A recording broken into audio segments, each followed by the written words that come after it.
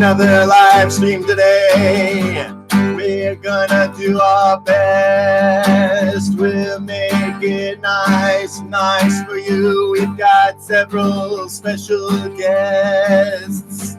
We've got special guests who are quite exotic. They've never been on this stream before, and they're really sweet. We got sweeties and cuties and niceys coming today. Welcome to another live stream big boy party over here. And we're celebrating the release of Jelly Mound, our new album over here at the YouTube. We got special effects sounds coming in. We're just getting those dialed in. They're gonna have to be real loud. Let's hear a good one. Very quiet. We need them. We need louder. We're losing them. All right. Well, I hope you have been having a nice week. I'm gonna do a few technical.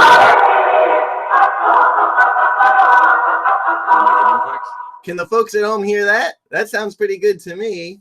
Woohoo! Welcome everybody. People are commenting that they got the hellos to say. I appreciate the hellos. Hello. We've got all kinds of exciting memories to create today. Seeing as how Jelly Mound, our new album, just came out, we can talk about that. We can talk about any music-related things, any non-music related things that you think are relevant or within the wheelhouse of things I could comment on.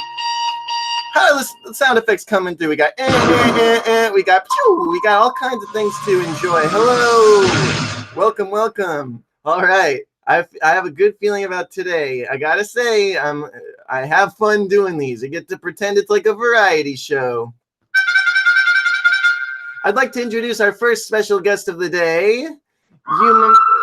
You might know her from past live streams. You might know her as the bassist in Bentley. You might know her as the bassist in Ben Levin group. You might know her as the bassist on the album Jelly Mound. You might know her as the front person of Justice Cow and a very funny person who keeps track of her periods on Instagram. We've got Jessica Kyan.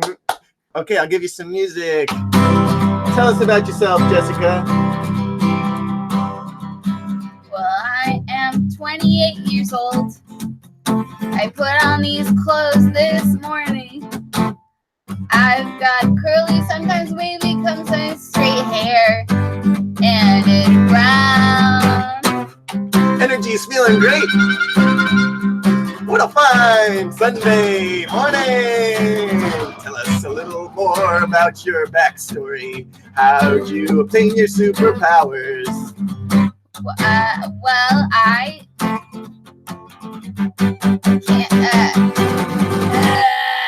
met a witch.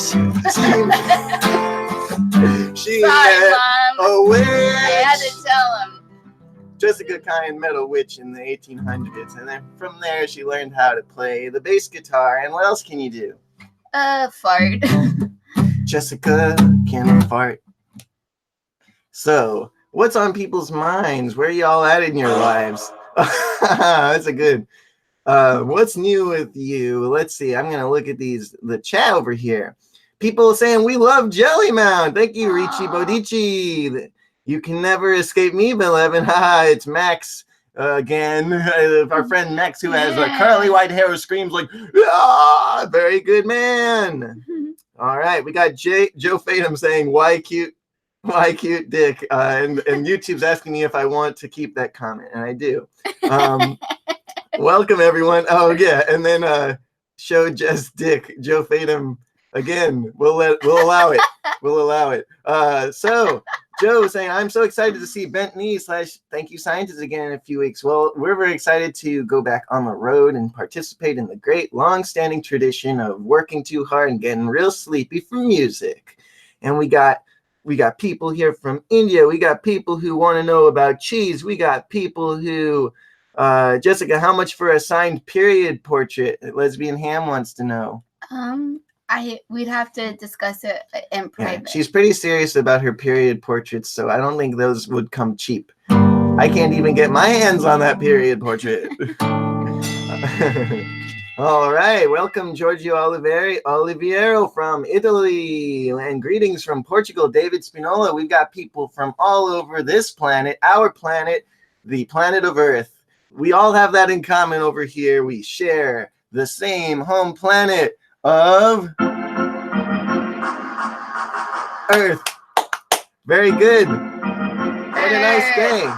So as you know, it's Sunday, and NunoLands23 says, Ben, loved your album. How did you get that sound on the solo of Hot for Sick? Can you play it for us?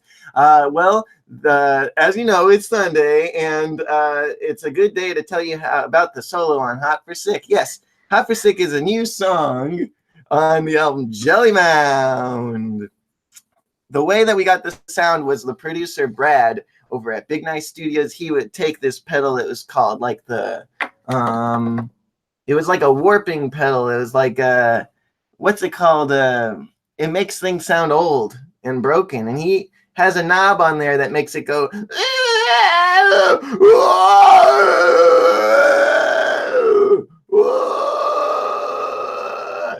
And we basically, I was playing the solo, and he turned that knob up. I don't.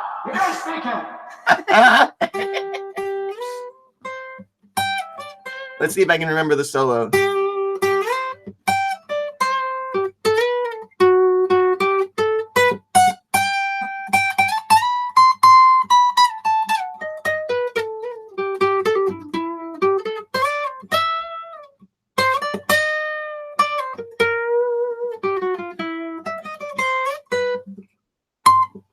I don't remember the rest, but there it is on acoustic guitar. That will never happen again. So thank you very much for inciting a very creative, wonderful moment. We got all kinds of friends here. So, hey, Ben, how did Bill Wirtz inspire you musically? Well, as you probably can tell, I'm very inspired by Bill Wirtz. I think Bill Wirtz is the first musician who made me think about the social media as a canvas of sorts. Maybe that's kind of a normal thought these days, but like he saw, Vine is really short. So instead of trying to take my band and promote it through Vine by being like, hey, check out my band, or like, here's my band, he made music and art specifically that worked on Vine. I thought that was really cool and made me think a lot about how I can not just think about different social medias like as promotional outlets or something, but as actual expressive outlets, so that they're not just a bad thing where, I'm constantly checking for stupid reasons. I'm actually out there making stuff. So I'm pretty proud of my Instagram, and I'm super proud of my YouTube, because both of them I feel are like actual art things. But I've never been too happy with how often I check all those things. So that sounds like a toilet flush to me. So I hope that Bill Wirtz keeps pushing the boundaries, because it definitely gets me all excited. Let's see. Do you listen to Ada BC Shank? There were some sparkly sounds on the album that made me think of them. No, I've never even heard of them, but now I will have to check it out, because I love those sparkle sounds. We got, hey, people, congrats on the new album. Love you guys. Thank you, Ivan. It's very nice to be congratulated on putting out a new album, because it can feel sort of like nothing happened. I think we have a new special guest who just arrived. Who is it? Who is it? Hey, baby. Who is it? Hot tonight? Uh-oh. Someone's coming.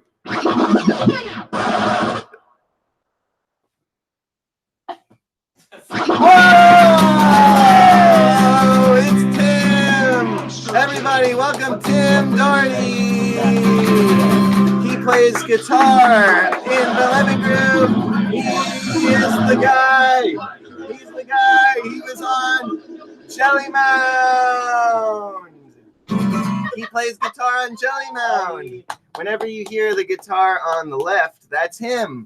Welcome. And he's been in the band for a long time. You've seen him in videos, and he's got his own group called Shibui that does very cool compositions based around groove and minimalism, and those Nick Bersh videos that are on my channel. You know him from those because he was the person who put them together and he was the interviewer. And I know I'm talking different than I normally do, but that's how I like to do it on the live stream. It's a variety show.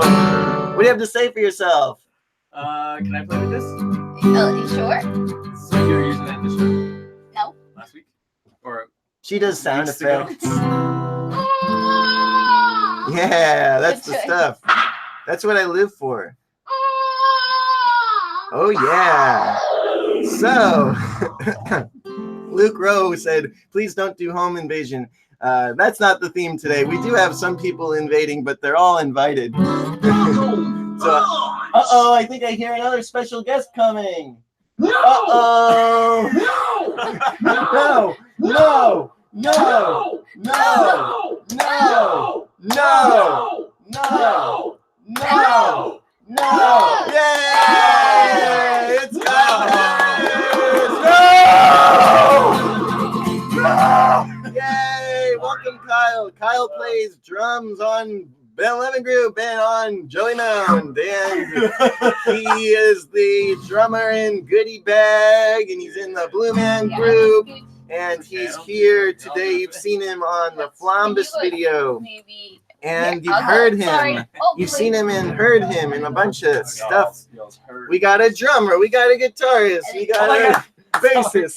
I'm not wearing pants. I broke the fourth wall. Okay. Let me ask you something, because we're doing a lot of shouting.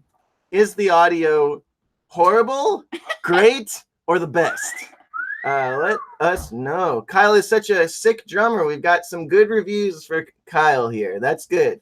That's good. And some people are saying, hey, Tim, and cheers, Tim, which is also very good. Cheers, thank you. We've got snacks over there. It's okay. I do have to take this moment, this very important moment, to on a very somber note. I have to say it. Today's show is sponsored by Jerk Style Plantain Chips. We got Jerk Style Plantain Chips sponsoring the show. We're very grateful to them for providing us not only with the birds, but the parrots, what they eat. That we can eat just like a bird now, thanks to these Jerk Style Plantain Chips. Thank you very much. If it wasn't for them, we couldn't afford the lights that we're using today. So thank you to them for creating the lights. We've got Kyle Harris. He's back in the hot seat now. Kyle, what do you think about Jerk Style Plantain Chips? Do you think they're a good sponsor, or do you think that they're the best sponsor we've ever had? Well, it's more of a question about the types of plantains we're dealing with here. Can you sing this?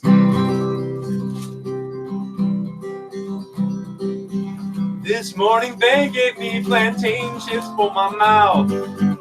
I wonder, are they green or are they ripened out? The Jerk Style Plantain is the only flavor for me.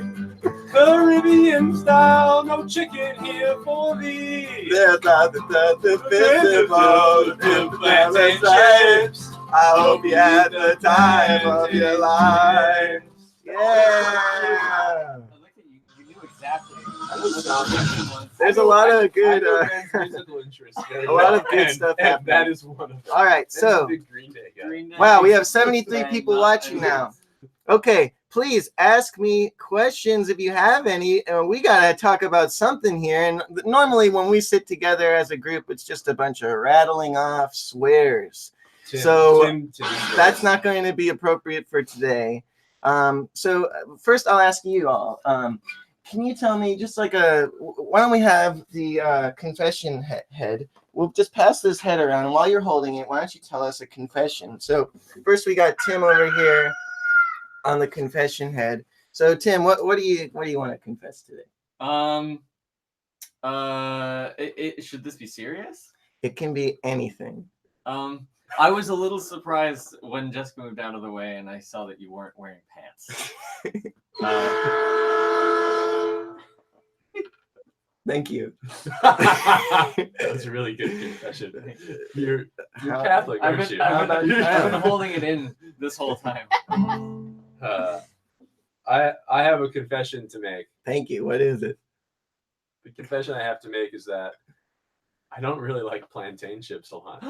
Whoa! I was lying That is damaging to our future as a business enterprise. Look out, Yikes! I think they're coming. Oh no!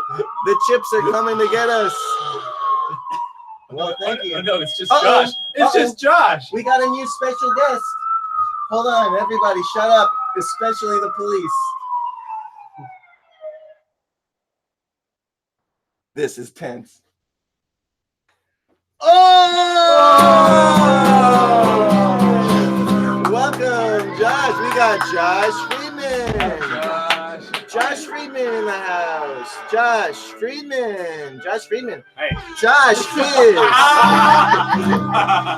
is the keyboard player on Jelly Mountain and Ben Levin Group in general. He's also the front person and writer for That One-Eyed Kid.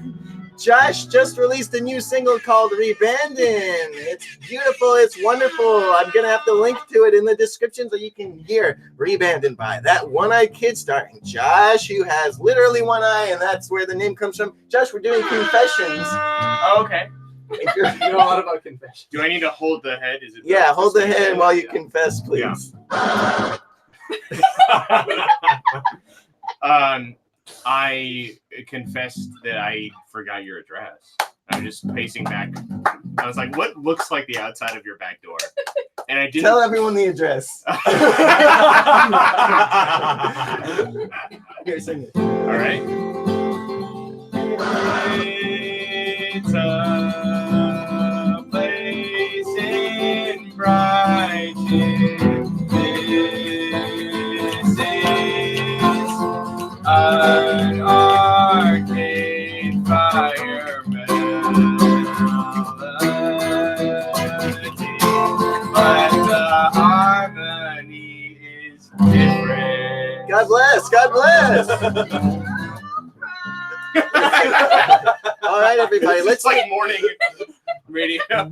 Let's take some questions from our pals. Oh, Olivia Nugaborin says, "Love you, Josh." Oh, That's Olivia, awesome. you've showed up on when we've done Twitch streams before. We like Olivia over here. She's a big supportive friend. Thank you very much. So we got some questions. First question here. Let's see.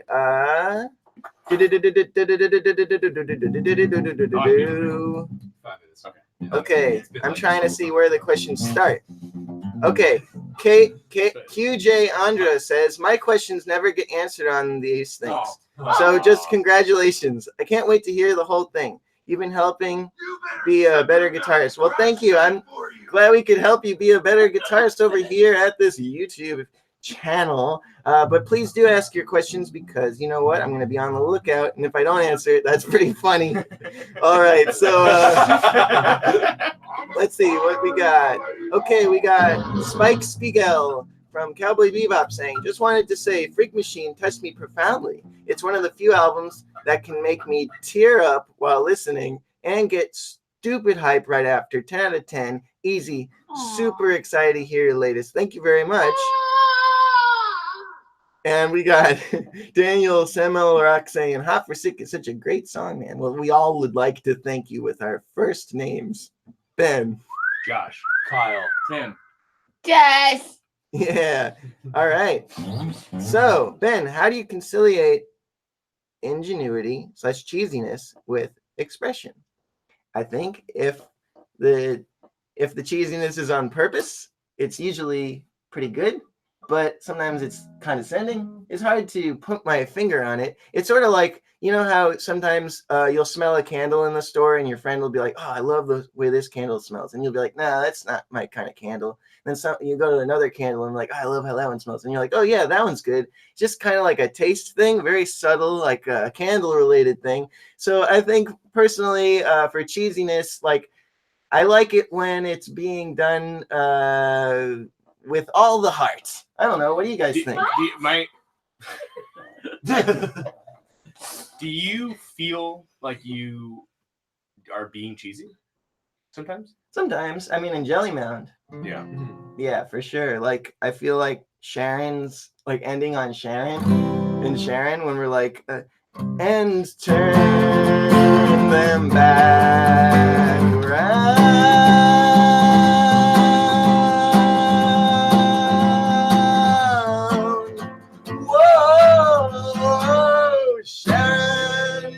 That's kind of cheesy, but like I think that's sweetie cheesy. Yeah. Sweet. I feel like cheesy is like there's something like it's like not genuine. It's like you're doing it to be just to be sweet. It's not there's nothing behind it. That's true. I'm So- not like trying to get someone. Right. Yeah. So I guess what I'm saying is whoever asked that question is maybe It was Giorgio Oliviero. can I just come in hot? Yeah, I don't know why I'm attacking this All right. person, but Giorgio, you're in for some trouble. well, what I wonder is like you can hear something as being cheesy. I mean, we all hear, like you said, you all smell a candle differently. But if you're not intending it to be cheesy, then I don't know how great you would be at offering advice about how to. That's You know what I true. mean? That's true. Yeah, I would say just do your thing, and if something comes across to you as a bit cheesy when you're doing it, but you like it, then just keep it. These days, I think people are pretty. They're pretty pleased to hear a touch of humor in things. That's just like at least how I've been feeling. Let's see. We got a question over here. Who created the animation for your music video? Daniel. No, it was me, but I'm though I have there's a great animator / visual artist named Richie Browntown who's making a video for us now, and I'll credit him in the comment or in the description of the video so you'll know for sure when it's not me. All right. 7 So- hours to glue the hair. That's a lot of doll hair. Looking Yeah. for I cut it off his head questions. and we glued it on the thing. Wait, do they know that? accurate. Do they know Alright. that this is your hair? Okay, so let's talk a bit about this head that Jessica designed. Jessica, I wanna. Can you tell? Can you? Who's there? Here, Jessica. Can you? Oh! Jessica, let's give Jessica the floor and try not to mansplain over her. Jessica, let's hear. How did this head happen? Okay, so this had happened. I came up with an idea to make an album cover for Jelly Mound that was Ben's head and with like paint crying and coming out the mouth like a rainbow. And I showed it to Ben, and Ben said, "What if we make it like 3D? Like, what if we actually make this like a mannequin head?" And I was like, "That's a great idea." So we ordered this, which is like the same material that like a Barbie's head is made out of. It's like squishy, and you can just like, and I started it with just like regular face paint, which was coming off really easily. So then I switched to acrylic paints, and I started on the eyes, and I just kept going until it kept, I had like some reference pictures of Ben, and it still was looking really wrong. Because it didn't have hair, it just was bald, and it just was like, this is so weird. So I decided Ben needed a haircut, and so I sat him down, cut off his beautiful locks, and glued them all, like one chunk at a time with super glue. When So I this die, baby you can boy. smell that. Yeah, I'll hold it. So, Oh, But marriage. only when you Marriage is such a beautiful thing. oh, we got $10. We got $10.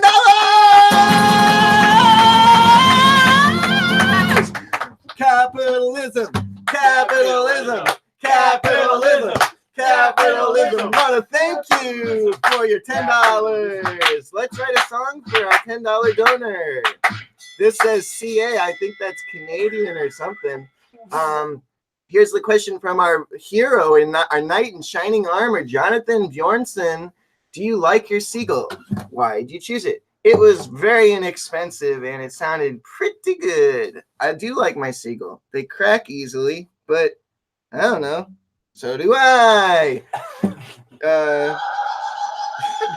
They don't sound bad. It was like less than $400, so it's a good price for me because things tend to break. What do you guys think? How long have you had it for? Since 2013. I think what we discovered when we were doing the Julian Lange etude was that it lacks a little bit of low end. True, it's a little thin. Maybe because of the hole, partially. The hole? Like there's a Crack. cracks. I don't know. I doubt that. It's true though. Tim's guitars. Your guitar was much brighter than mine, Yeah. but also maybe just more everything than mine. Because remember we had that weird thing where I was playing as like exceptionally soft. Yeah. And I was still kind of like coming through more. Yeah. We even tried to point the microphone toward you. Mm-hmm. So there's a downside. There's a downside. How much does your guitar cost? I bought it off a friend for $300. Oh, well, he wins on all accounts. So his guitar was cheaper and better. That's a Takamine. Oh, Japanese. Yeah, but it's not. It's not great either. I think it's thin. Who would you recommend that guitar for? Or like what? For what? I think if you're getting your first acoustic guitar, you probably shouldn't spend too much, so you can kind of get a feel for what even matters to you, and it kind of grows over time. But thank you very much for your money, because I can directly use that to do all kinds of things. I really like how I look. The king. Yeah. I look like I like LARP as a medieval king. The sweater really adds to your like kingliness. Yeah, it's like I'm a grandfather who like loves Middle Ages history. Yeah. We got a cool You're a question modern king. from Luke Dempsey. What are your thoughts on 12-tone serialism, and how do you begin to actually enjoy it? Why don't we start with Tim? I watched a video once from Vi Hart. You know Vi Hart? She does like a lot of math stuff. Do you know? No. How do you spell?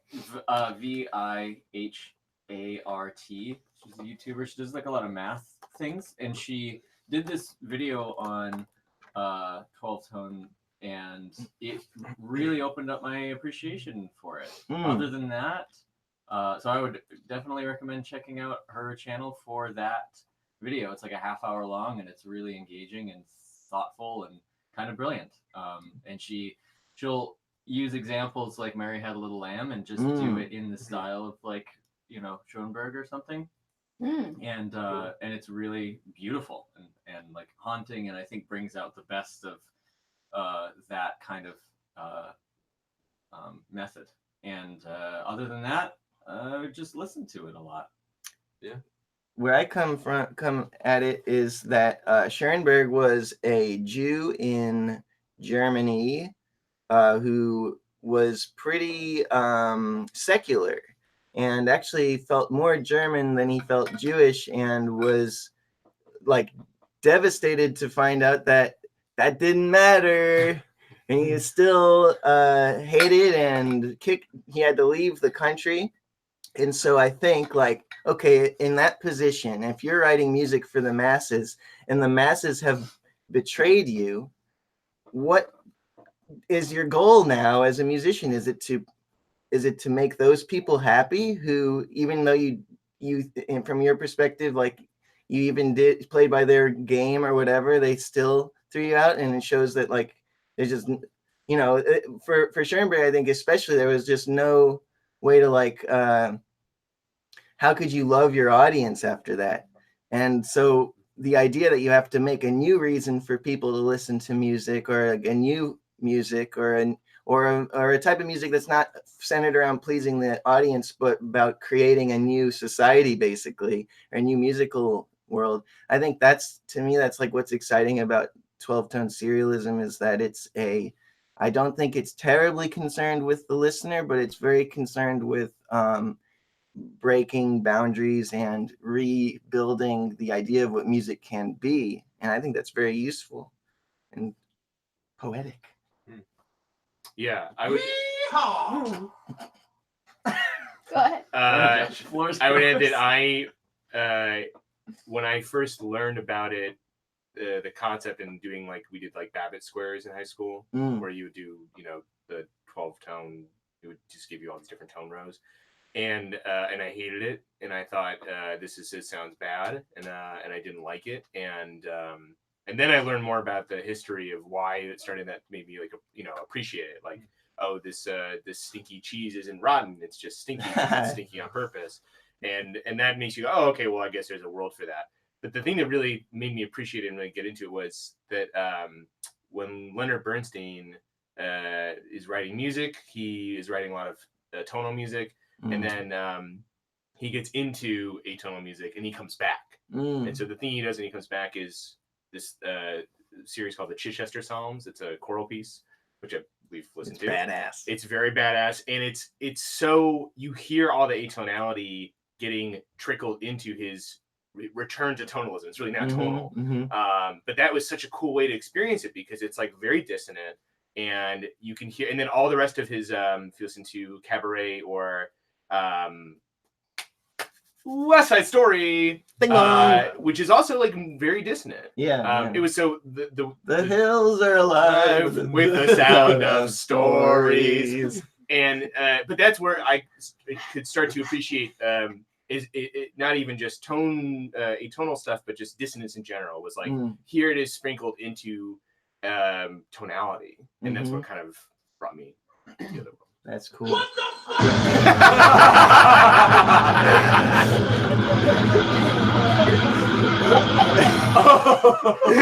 So we got a question from Nunolands 23. How did you guys meet each other? Kyle, how did we meet each other? How did we meet? Well, I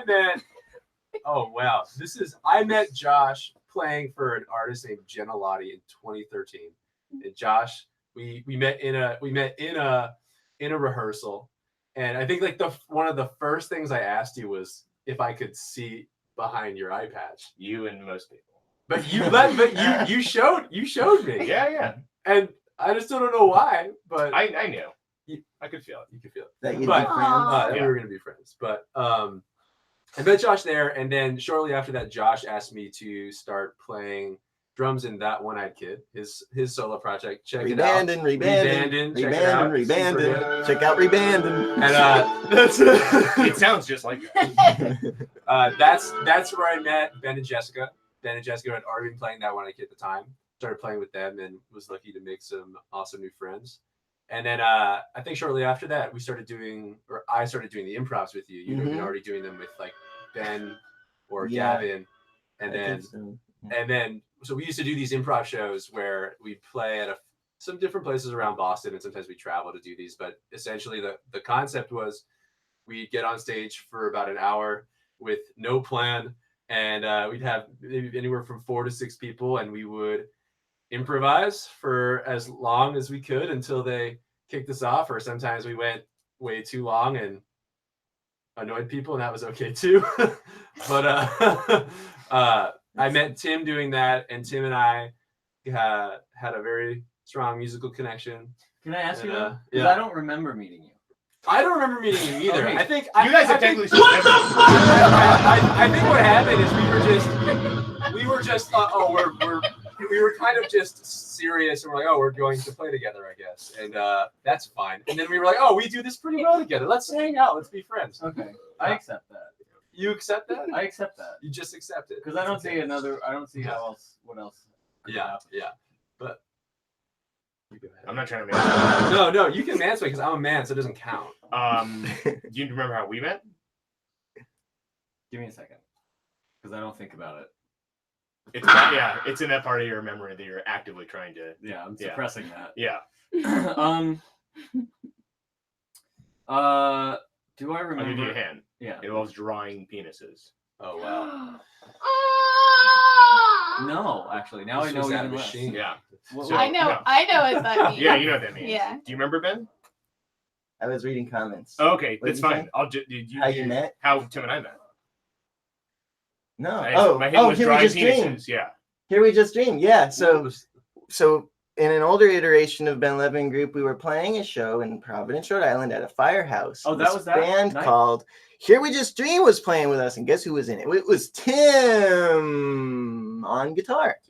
And we're like, this band's really good, and we should play with them more. And then at some point, we got in the pool. Well, that so Was yeah. a pool at a firehouse? No. That was later. So but were you in Ben Levin group then? Yeah. Oh, okay. So He's it was been in all it that. since It was the same night. 2008. I believe Josh if the I'm- lifer. Yeah. Yeah. Somehow I feel like even in past lives I was in Ben Levin. Yeah. This guy has been in all the things that made Ben Levin Group even exist. Yeah. I've been friends with Josh since high school. I like the story about how you two met. How Ben and I met? Yeah. That's a good one. It also involved a fire of some sort. It Yeah, did. it did. So let's trade off. So Okay. the fire alarm goes off at our high school in St. Louis, Missouri. That's right. Which And high then- school? Which high school? Ladue High Ladue School. High School. Newport, That's a really important. For the very That's really wealthy important and the very racist.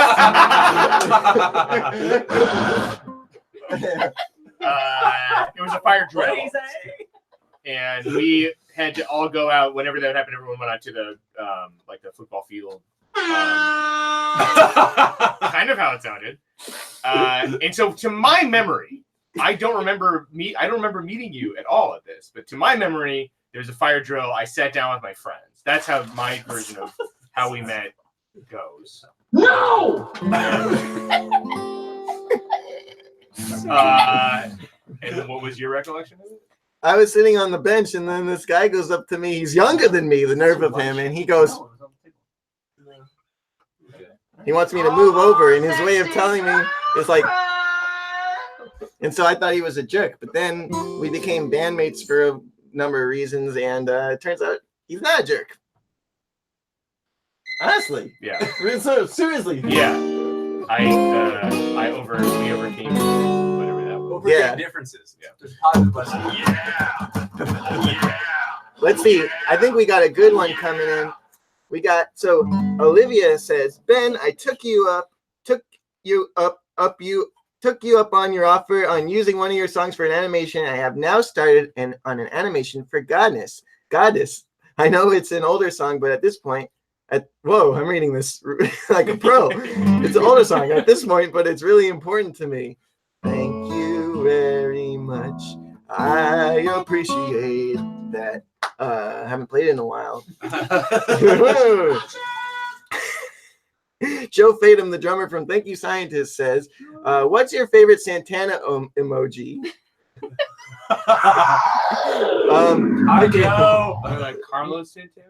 Miguel Bogado. How do you guys feel about music's future, considering today's revival of universal music, like using different root aspects of cultures, the way Zappa did with his band, in a token of his extreme? Like, okay, I'm gonna read this again. Yeah. How do you guys feel about music's future, considering today's revival of universal music, which he's defining as using music from just anything, any culture, any genre?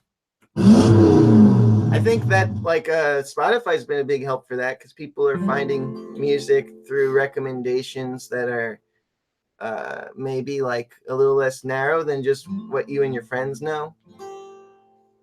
Yeah, I think more exposure to other like world music cultures is only going to be positive. It's Yeah. only going to lead to more like diversity in our music, and that's great. I know that like I'm mostly attracted to music that I have trouble, I think, tracing like a direct origin, and that's cool to me because it feels very different and foreign, not in a location sense, but foreign in a sense of like my New ideas. Yeah, new ideas and awareness of. So that's, I think, if like people can be more exposed to other world cultures, and that's only going to be positive for music. Like, Yeah, I it think can't it's be bad great. by any measure. Yeah. The one fear that I have is like Fear. I think traditional music, it's very important to me, and because some of the best musicians I've ever heard and some of the best concerts I've ever been to have been traditional music concerts, like Indian classical music or like Irish music or whatever. And I think it's a lot of good can come from being exposed to that stuff and not really knowing, sort of the innocence of not really knowing where it's coming from exactly, or the techniques, and you sort of like take what you can gather from it because something about it appeals to you, so you start integrating these concepts into your own writing, and it's really interesting. But I think that kind of music is so vibrant and so alive and produces so many of the world's best musicians because of its tradition. And what I would be afraid of is that like things would become so homogenous that we lose some of that tradition and what makes it so powerful and so special. So you know, taking what you can from all kinds of music that you hear from all over the world is a great thing as far as like a synthesis into like, you know, this speaking sort of a universal musical language. But I think it's still really important to explore the tradition of whatever you're hearing for what it is, and appreciate it for what it is, and even try to dive deep into that. Yeah, it makes me think of like if you were there at the moment where, you know, I mean, when, you know, people are brought over from Africa and are, you know, bringing their music, and then there's American music, and then like, you know, at the moment you would think, oh boy, we're losing, you know, something is happening with these two cultures of music, and like, and there should be a sense that they should be preserved, but then there's also this thing that's going to happen from that, which is jazz, right? And so, you know, it's a really good point, because there may be a tradition that comes from this stuff melding together, but you wouldn't want to like lose sight of where those roots are. Right. Yeah, I agree. it's just a group of people at some point deciding that a tradition exists in some way. And like, I think what's more interesting to me is like in the creation of jazz, or like any like institutionalized music group like jazz or classical music, like it's hard to trace exact moments that led to like the formation of those genres or those traditions. But now when we were looking back on it, we can very clearly see the tradition, because like a tradition is only as strong as the people who believe or buy into it.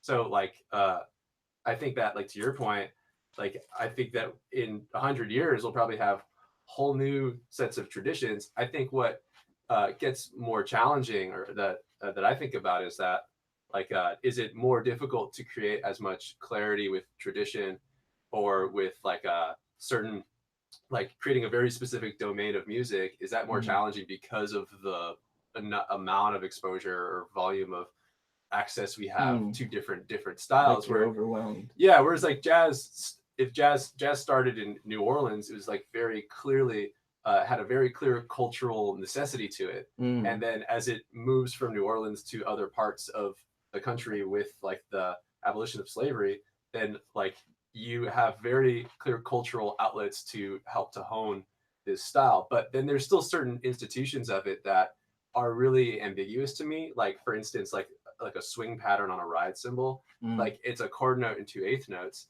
At what point does everybody just decide that that's the way that we're going to most commonly control or keep time? So I think of that in especially with like world music and even like electronic music right now, is like there's so much subgenre in all of that, because it's so like both are very like tribal in their sense that like the communities are very small and unique to like a region that's where you are.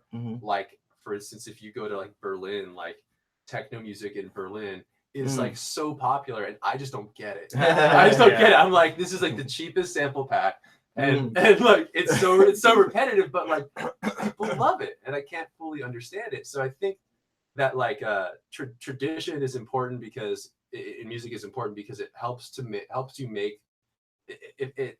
I don't want to say it can be easier, but it's there's more focus to it, which I think makes it easier to make choices or decisions, or to know how to measure something you're trying to do musically. The elements are more distinct. Totally. Yeah. Even a rustic dish. Even something like jazz, like 80s and 90s jazz fusion, it's like it's sort of this like hodgepodge stew of different genres, but like now we can look back on it and see very clearly what fits into that genre, even though it's this combination of multiple genres.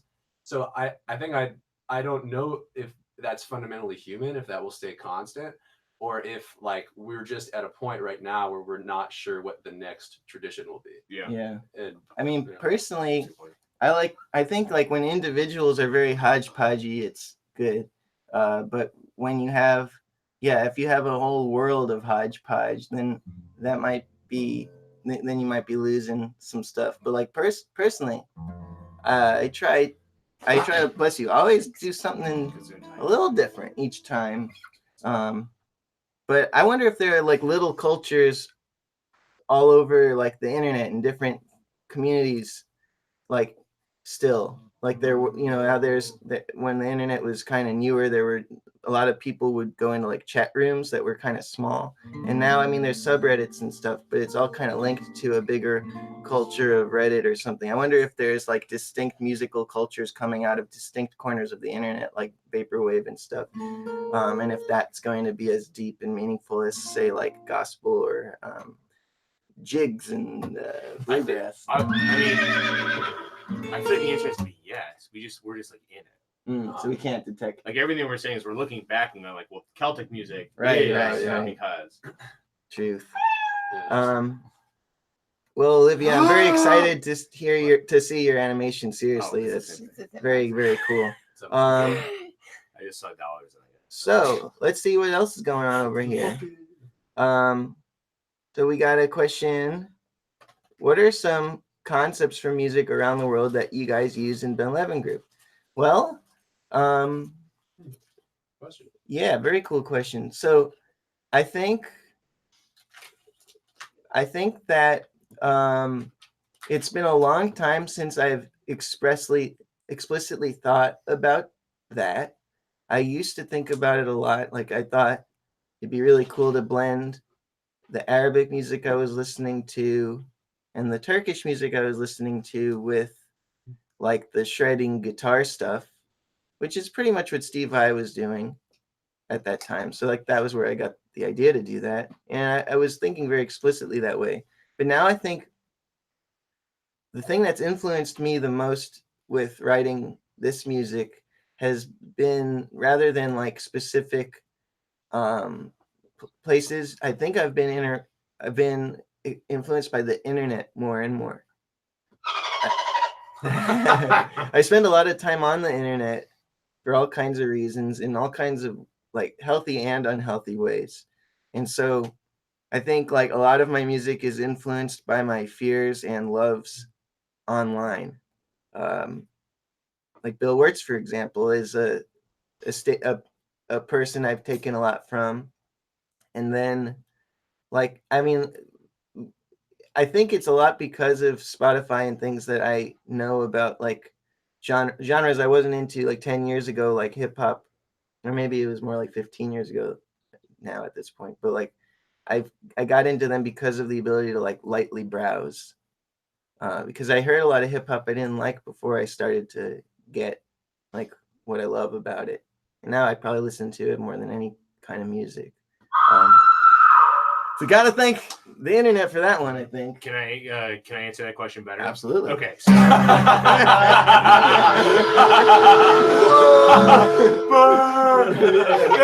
that's Clear the board. Clear the board.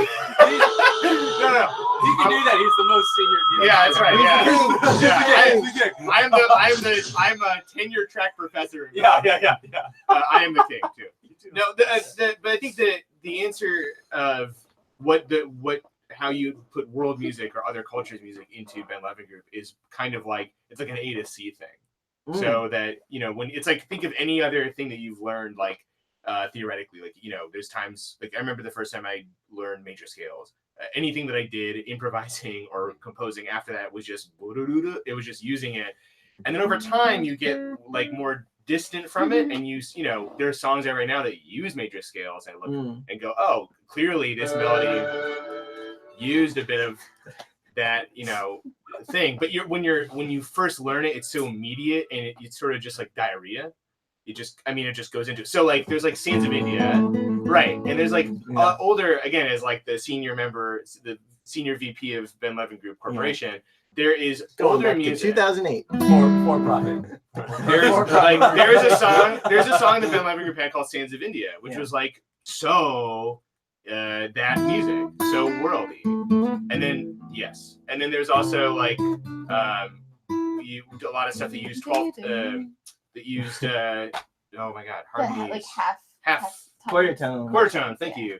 I tried. So, right. But so like Yeah. there's music that's like it's I'm learning this and like here it is. And then now there's like concepts that you had from that are in Jellymound. Like Yeah. there's a dissonance that you use in the solo in like I Want to Party. Mm. Like the yeah. So like that. If you were a music historian and you were going, oh well, like would Ben have been able to write that kind of solo had he not had his time going into world music? I mean, you probably say no, but are you writing like are you tracing world music in the way that Sands of India was a little bit more of that? No. Well, so you've now A to C instead of an A to B. I mean, Sands of India is a great example of how much my perspectives changed because first of all, that song doesn't really sound Indian. It sounds like mushy, like Easternish. It's like clearly I did not know Indian music when I was making it, but it was like a title that made me think of the sound I was making.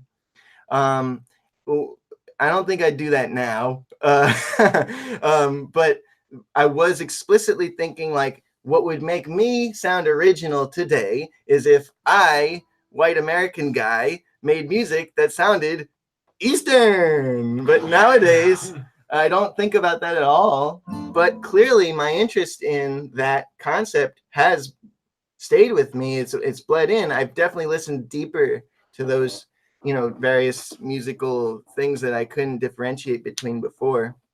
But it's a good point, like, because going directly for the prize of some culture is a good way to learn, but maybe at the beginning, the way I was approaching it, because it's such a superficial level, was a little like not fully cooked, as John. Yeah, but I think that's also how we all get introduced to anything new. Mm-hmm. You have to go from the surface. You can't become nuanced and have a deep dive with it. And so you're just on the other side of what I think happens with everyone when they're exploring. Yeah, I think my intentions were very respectful. Yes. That's like always the process in general. But there's also this difference that between the writing in the band and the improvising. That's true. It's not like dramatically different from each other, but because we've done so much improvising together, we like kind of know what works and what doesn't work as well when we improvise. And there's like a few core influences that are like really specific, like Nick Barsh influence is massive, which Tim could speak more to. Tim is the reason. And like hip hop, like modern hip hop, I feel like are the core genres that we all kind of collectively agree on. And more than anything, I think that's how I wrote Jellymound, was very specifically for these people, based on what I know of them as musicians, and that was based on making albums with them and improvising with them. So like if I know there's like stuff that sounds like I can write the notes down and then Tim will interpret them and I know he'll like make improvements and I don't know what those will be, but I just have like I have like this gut for each of them. Like with Kyle's parts, Kyle and Josh's parts were very ambiguous this time. And Kyle's parts were basically the most underdeveloped, shitty demo drums I've ever brought to the table. There was so much wrong with them, really. But Kyle, I knew he would find the ideas he liked and just like that were there and make those good, and then replace the crap with better stuff. And with Josh, he would find the right sounds, and like with Tim, it was all about me and Tim as two guitarists who share a lot of vocab together, coming together. And Jessica's been like over here doing sound effects, but Jessica, like I've played so much with her and her singing and stuff. I just knew that bringing her character in, especially as a vocalist, would go a long way. Congratulations and thank you to everyone. Thank you very much. So we got more questions. Let's see. So, Greg Gregory mentions that Germany has very little tradition after World War II. That's what happens. The whole board got cleared there. You've got techno and you got electronic. What about Hino? Didn't he try to bring what it about back? Hino? All right. What music scene was the most interesting to you guys? Well, I guess like that kind of goes into what we were just talking about in terms of it's mushy. I like I like hip hop for a reason we haven't talked about. Let's hear it.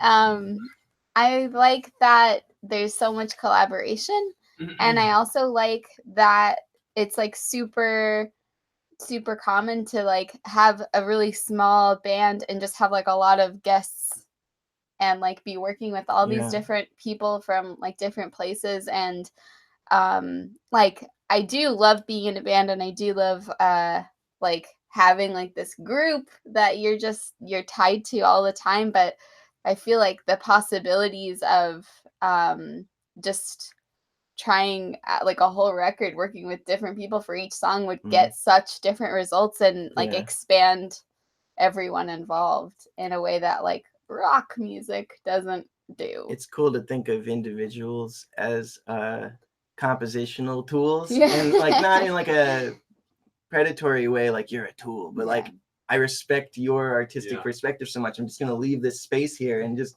you go. Yeah. That's pretty cool. Yeah. Let's see what else we got over here. Friend of the channel, Sid R says, "Ha ha ha! I love Jessica."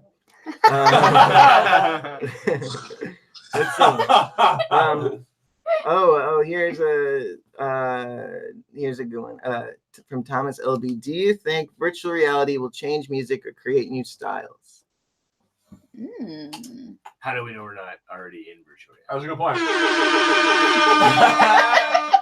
Personally, I think. Sorry. Yeah, Tim, you first.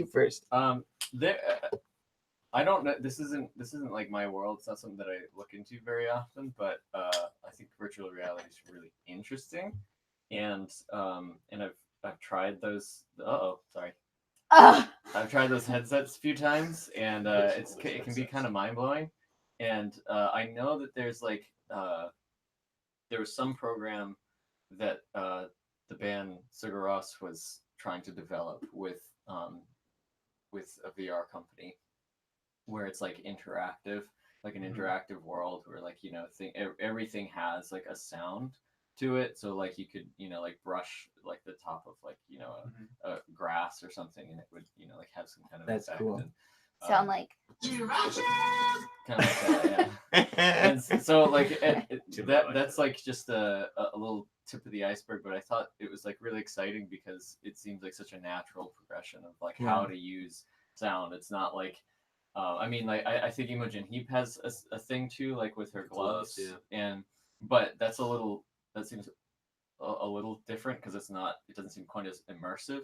Whereas like this other thing with Sigur Rós seems to be like a world that you inhabit, and so everything just has a sound rather than it being like a compositional tool necessarily. It's just you're interacting with sound and like light and color and form as sound. That's what I want to see happen. Yeah. I think it all just like I don't every time. Well, I think there's a difference too, like debating how like VR and augmented reality could affect the way we experience music versus how we create it, because those are totally two different like types of things. And there's plenty of people already experimenting with VR and AR to try and give you new like experience with sound, like augmented reality. And like if you look up like Team Lab, who's based in Tokyo, they do virtual installations, and that allow you, it's also like using sensor technologies. And basically the goal of them and also this other department, this group called Opera of the Future, who's based at MIT, are all about using sensor technologies to blur the line between like what sense is triggering what other like sensory output that you could experience. So it's like either real world or virtual induced synesthesia is the goal. I think a lot of these different multimedia artists. So I think what's cool about that whole world of tech and music and the arts is that like you start to have more potentially profound experiences of how you could possibly experience music if you're able to figure out like a direct relationship to to how you could experience art in general. Like there's this artist I like a lot named Kivanka Tatar, who is he's a PhD student in Vancouver. He does a lot of multimedia work using AI algorithms. So like a PC has recently is they had this this head, and the projection mapped onto the head. There's a head like this, and different visual artists created work that they submitted into this, that they were able to have a AI algorithm look at to basically create replicas of the artwork with certain, but the parameters of how it made changes to the artwork was affected by input from music performers. So like if they, and I don't know the specifics of what those parameters were, but the idea was that they could change different parameters, and whether they played certain tones or whether they played certain notes would tell the computer to like make different pivots, like make different shifts in how it would recreate the artwork. And it was projection mapped onto this big head. And so you have this very like abstract, amorphous, like ever evolving and changing, like generative piece of art that was controlled by musicians. And so there's this whole sub community of people out there that are computer scientists who are using computers and technology to just combine different artistic mediums to create something like totally foreign, but still completely at the hands of humans. So it's like this accentuated art form, and it's really incredible. And to me, that's really exciting, especially getting more and more into electronic music, and doing that too with Goodie Bag, is that like we start thinking about sound as also like a conduit or a trigger for like light or other things, like, other media. Yeah, you can cross everything, and like that totally creates like an alternate reality of some sort. Whether or not that lives in a virtual space, I think is just up to the artist. I think we should sing it out. Sing this one. This is a singing moment, like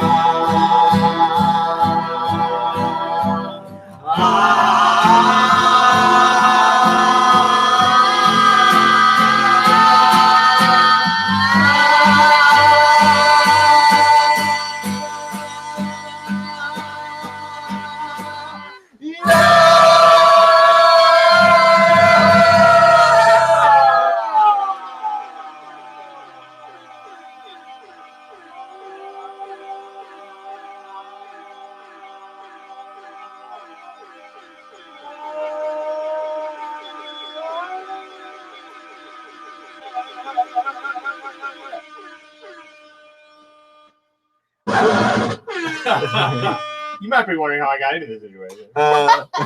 Lesbian Ham asks, I'm going to get an acoustic for school, but my eyes are often more picky than my ears. Should I take a chance on a beautiful guitar on reverb? So considering I can't hear how it sounds first.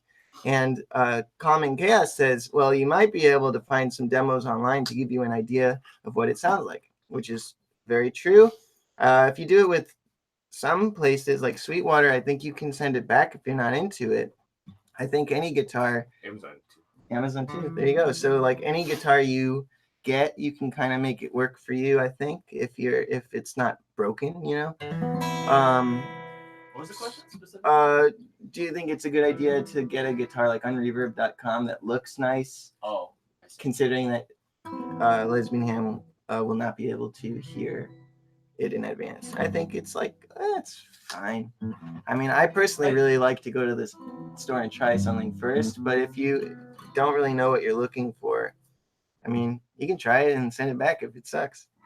Yeah, I've relied in the past a lot on reviews, just like customer reviews, because I think they're really helpful sometimes. Some people like go kind of like pretty deep into their experience with a product, and that can be surprisingly helpful, because they might mention something that's like you didn't really think about what you were looking for, or what you weren't looking for, or what you wanted to avoid, or what you wanted to invest in, but someone might have the answer already. So when you read someone's experience with it, it's like, oh yeah, they had the experience I want, or they told me, or they just said something that I want to avoid and I didn't know how to put words to it.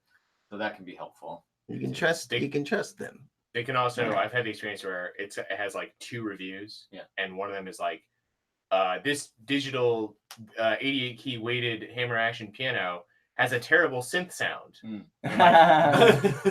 That is not what I would use it for. Yeah. This person's stupid. Yeah. Their bad review makes me want to get it. So you can Jessica, Yeah. a person over here says, "Sup, Ben," and then says, "Is it Bentley's bassist on the right?" And I feel like that's a good one for you. Yes. Yes. Yes. Yes. Yes. Jess, there's something wrong with your Yes. there's something wrong with your voice. You gotta clear your throat. No, there's not. I'm fine.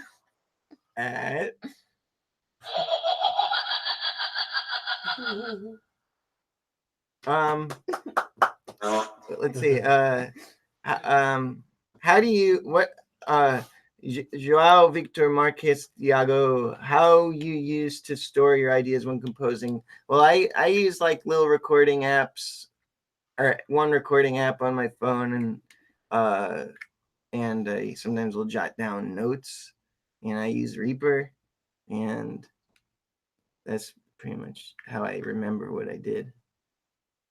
Don't get better than that. Either like notation software or scribbling things out. I used to get kind of feel guilty for no reason, and like in front of no one, just by myself, because I wouldn't notate everything by hand or like notate an idea. So then I just started kind of like scribbling out sort of like pictures or little diagrams that could remind me of how I wanted something to flow. So it could just be like, maybe like this weird looking triangle with like a little that's inside of a circle that has like some note next to it, like actual text note next to it, and that might be enough for me to realize just like remember what I want the form of something to be. And that can be sometimes as useful as the actual like notes and rhythms themselves, because I've had many experiences where I'll have the actual file with all of these ideas, say like notated ideas, in Finale or some kind of software, Finale or Sibelius, and it won't be enough, because just hitting playback is only going to give me the sort of dry feeling of what it is, instead of how I want it to flow, how I want all the parts to flow together. So like it doesn't have to be any one way. It could be like a mix of like a voice memo and then the actual notated file, and then some weird little thing that you scribbled down on your own that only you understand, that would look that would look like gibberish to anyone else. Whatever works. Yeah, I think everything, there are pros and cons to all of them. And you might want one medium for one kind of result. Yeah, exactly. Because sometimes notation is enough. It's like, oh yeah, no, I know what I meant. Right. And then other times, like just having a voice memo of a scratchy, stupid thing that you did with like, birds and a fire truck in the background, and like, kids outside or whatever, people having a conversation in the background, like even that, just your little natural idea on a voice memo can be better than anything. How much do you guys change the way that you keep track of your ideas based off of like the scale or scope of it? Like if it's a single like part idea or like a groove, take a snapshot of that versus what you're talking about, Tim, of like having a whole form in mind. Yeah. Being able to capture that. It's totally different. I like to just talk into the phone and like describe it.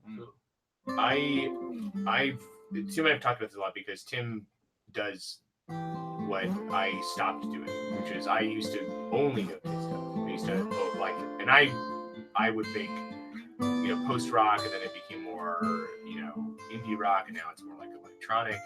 And so because of the style of music that One Eye Kid is, I've gone from like, I mean, the first time that I ever had Ben play something that I wrote for the band was like a finale file. And now it's only like stuff I'll do in Logic or stuff I'll do in voice note, and I'll rarely notate it. And so it's changed because for me, I had an issue with if it was notated, I would be too rigid with it. And so this was a reaction to that. Not that you have to be rigid with your notation, that was just my experience with it. But so the way that I keep track of ideas now is because of my frustration with how I had done it before. So that's... Well, it's been a little over an hour, and we have a couple more segments planned for you. So I'd like to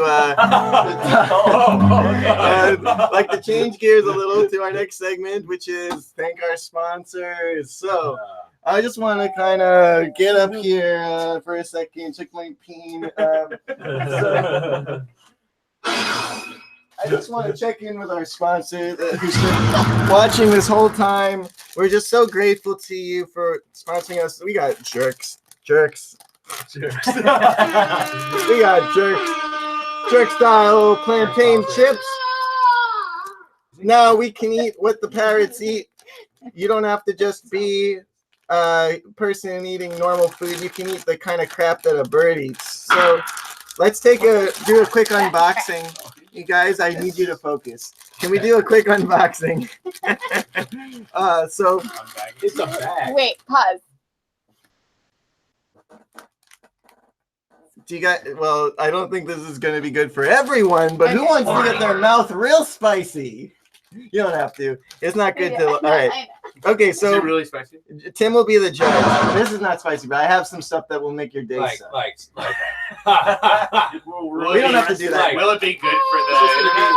No. You want to last dab this? You know what? I'm going to decline the really nice idea because I feel like people torturing them for entertainment is only good if you do it like Hot Ones, where it's like supplemented by substance. We did sign that. You should ask me questions. Okay. You should ask me to explain All that right. grant. Josh wants to play this game. I'm down. All right, and Kyle as well. I'll do it. Yeah. All right. So I think it'll be Josh and Kyle. Tim will be the judge. Jessica and I will be the referees. So you're gonna decide who wins. Okay, we're gonna Oh, make that's sure. not fair. He hates me. We're gonna make sure it's. We're gonna make sure it's fair. See, we're gonna make sure it's fair. Okay. He's gonna decide who wins. This is the law. You're like Tim. You're like moderating. These are real good, by the way. Jessica, Are you not eating? Jessica, can you No, I'm please? Jessica, can you please tell them more or talk to our sponsors who've been watching the whole time? We're really grateful to you. 74 watching now. 74 of our sponsors are watching. We got $5. We got $5.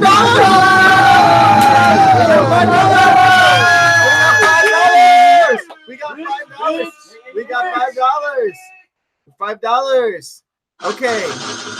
All right. I'm gonna get the hot sauce. I've had a little thing in my head lately. Do you? Our $5 winner says, I've had a little thing in my head lately. Do you think genre-less or genre-fluid music is something that could happen? The new album is banging, by the way. I think that genre is a retrospective identifier. So what will sound genre-fluid in the moment, 10 years later, after it's been imitated enough, it'll probably solidify into some sort of new genre. So maybe at the moment, there's going to be music that's hard to really pinpoint, but at some point, that's going to be a thing. Thank you so much for $5 from England or the UK. The UK could be. All right, thank you. I'll come back with way too hot sauce. £5. Wait, you're gonna eat the hot sauce? Here, you too. I'm gonna eat that. Yeah, it's hot sauce. How does this work? Hold on. Wait, so what is this separate from this contest? What? Yeah, Where you're the judge and you're the referee? I don't know. No. Okay. No, they're both. This is all the same You're thing. judging. You're judging the referee. Here we have jerk Because- style plantain chips. They taste like jerk spices, including plantains, high oleic sunflower oil, jerk style seasoning blend, including allspice, black pepper, cinnamon, coriander seed, nutmeg, red pepper, and thyme. Maltodextrin, salt, onion powder, sugar, garlic powder, citric acid, yeast extract, spice, extracts ginger extracts and silicon dioxide for anti-caking. It's very good. It's a product of Peru, and I really like it. Okay. Thank you so much. Thank you to Jerk Style plantain chips, so we can eat like the birds. Now, in honor of Jerk Style plantain chips, we're gonna do a hot sauce challenge. Now, here's the thing. So you've all seen hot ones because it's the internet. Listen, this is a chip that does not taste hot on its own, but It tastes a little hot. oh, I haven't had it yet. Yes.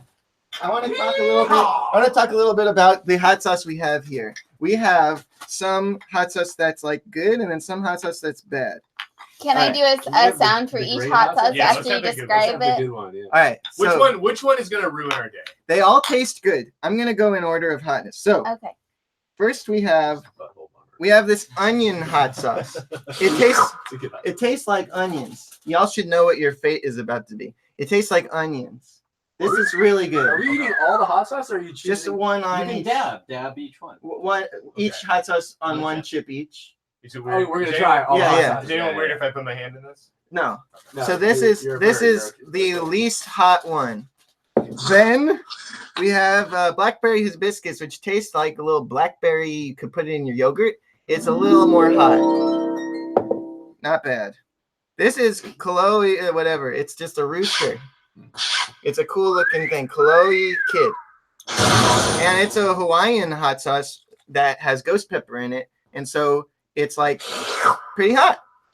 Then we have Brutality Hot Sauce 13 out of 10, which I thought was the hottest hot sauce I'd ever had. Self-destruct sequence activated. But then I found this one, which is the Chocolate Plague, which is the hottest hot sauce I've ever had.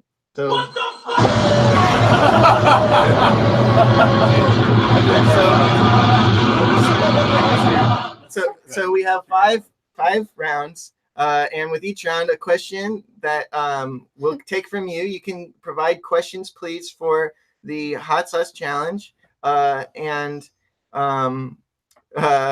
Okay, so let's give them a second. Let's get the questions rolling in. Let's sauce up the first chip. Okay. Jessica, do you? All right. So wait, so they're just gonna ask us Oh questions? yeah, I can. We're go gonna back. answer questions. Holland style. The only thing that we get at the end is a plug.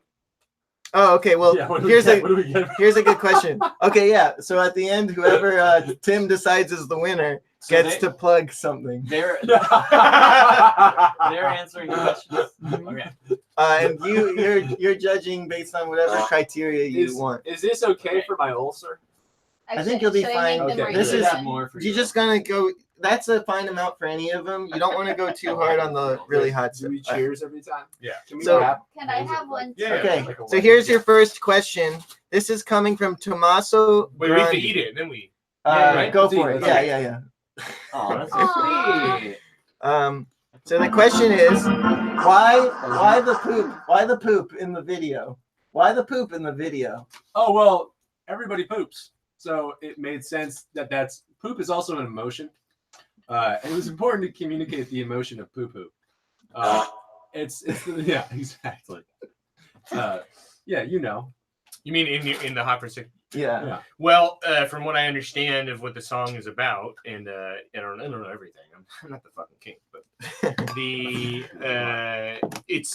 you're attracted to this person, yes, who is sick, and so part of being sick is defecating when you don't want to, Mhm. right? Diarrhea. Yeah. So you were just being transparent That's about true. that, I right? have to say, I know I'm not in the game officially. But you're because my I'm a god. You're my woman, god. But I listened to Getting Curious with Jonathan Van Ness with a character from The Good Place and they both traded stories about pooping themselves in public, and it was really amazing. Who? I It's just- in the good place.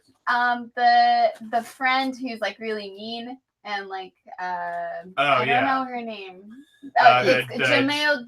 Jamila Jamil. Yeah. She pooped herself in like for 2 hours. Was like in LA, like stranded. and had to walk 7 blocks in just her bra and poop. She wow. Yeah. she has one of She's the amazing. best social media personas.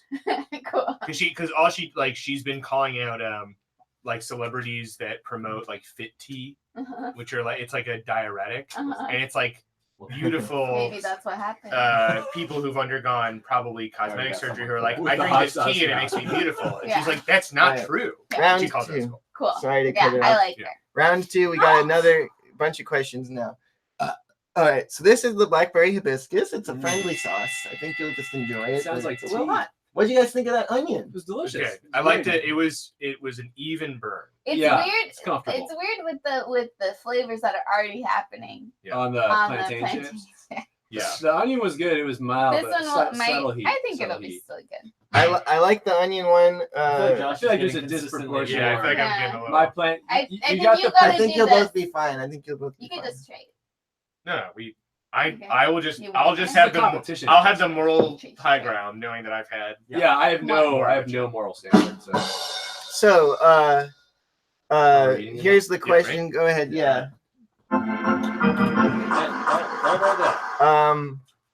Okay, here's the question. Hey The Ben rich guy. plus Band by Jacob King. Question by Jacob King. Hey Ben plus Band. I've been enjoying the album so much recently. Are you all Nicolas Cage fans after recording Costa Rica? Nicolas Cage. That. I- Oh man.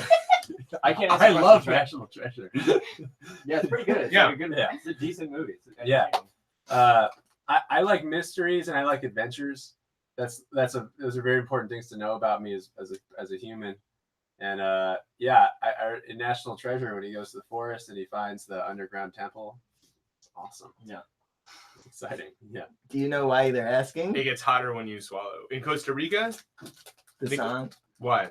Well, because at the end I just Oh, list how embarrassing! I list You a list bunch how of embarrassing Nicolas it is. Cage movies. Wait, Oh, really? that's all the lyrics are. that's what the. It's I just got a it. list of Nicolas Cage I got movies. it. I- What's the significance of that? Robert and I like to, well, Jessica and Vicky, we all, my brother and my family likes to watch Nicolas Cage movies. I have When we're to together. be honest. When you said Nicolas Cage, at first I thought the context of the question was you meant John Cage. Yes. And we were, and then but just said Nicholas, so we were just doing a bit. Well, Oh, really? I thought we were just doing a bit. And about what'd Nicolas you guys Cage. think Yeah. of the blackberry hibiscus hot sauce? Delicious. It's delicious. unlike any hot sauce I've ever had. I put it in fake yogurt. It's so good. Yeah, it's Is Yeah. that fake yogurt in it? Yeah, it's a little yogurty. No, no, no. Oh, I dairy. put it in. You put it. Dairy. Yeah. Spicy Okay. yogurt. I've never had that. It's great.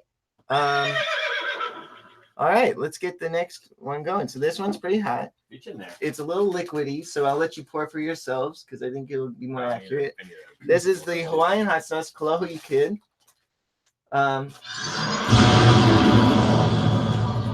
Damn. It's legit. Serious. That's a nerve. it's Makes me legit. scared a little bit. Oh, Um, we're gonna do this for each other. That's it, you think? Small I enough? mean, these are the top. You Okay. should get a little more. I'll do what Tim says. Tim's the person I'm trying to Yeah, you gotta impress me. Here. impress. That's So good. whatever Tim needs, Oh wow, I'll it's do. on my hand. Is Four that bad? four Not drips. so bad. 4 drips. Here, can you grab him a 3, tissue? 2, 3, 4. That's why you keep tissues. Thank you. You're welcome. All right, y'all ready for eat it? Yeah. All right. Here we go. It's very vinegary. Yeah. Very good. Off the cuff. Tastes like hot sauce. But he hasn't made it yet. Okay, and Hasn't you're. made it yet, has he? Same. No. Did we put enough on? I think you'll be. Is it a delayed? Is this a delayed sauce? It's not extreme. Oh, there it goes. Back of the throat. I feel like a little guilty for how hot the next two are. All right, so because you're like, is it hot? Is it hot? And like in a minute, you're just like, Being in Ben Levin group means enduring a lot of pain. yeah, I'm very irresponsible. So, This doesn't This have isn't as as much spicy. We on should- top. We should lie and just say it's really spicy. do you want to try more? No. Okay. So, can you look? All right, here it is. All right, Patrick Neve. In your opinion, where does original music come from? Original music come from? Well, I guess it depends if we're talking about just music of your own creation or music that seems original in comparison to others or influences.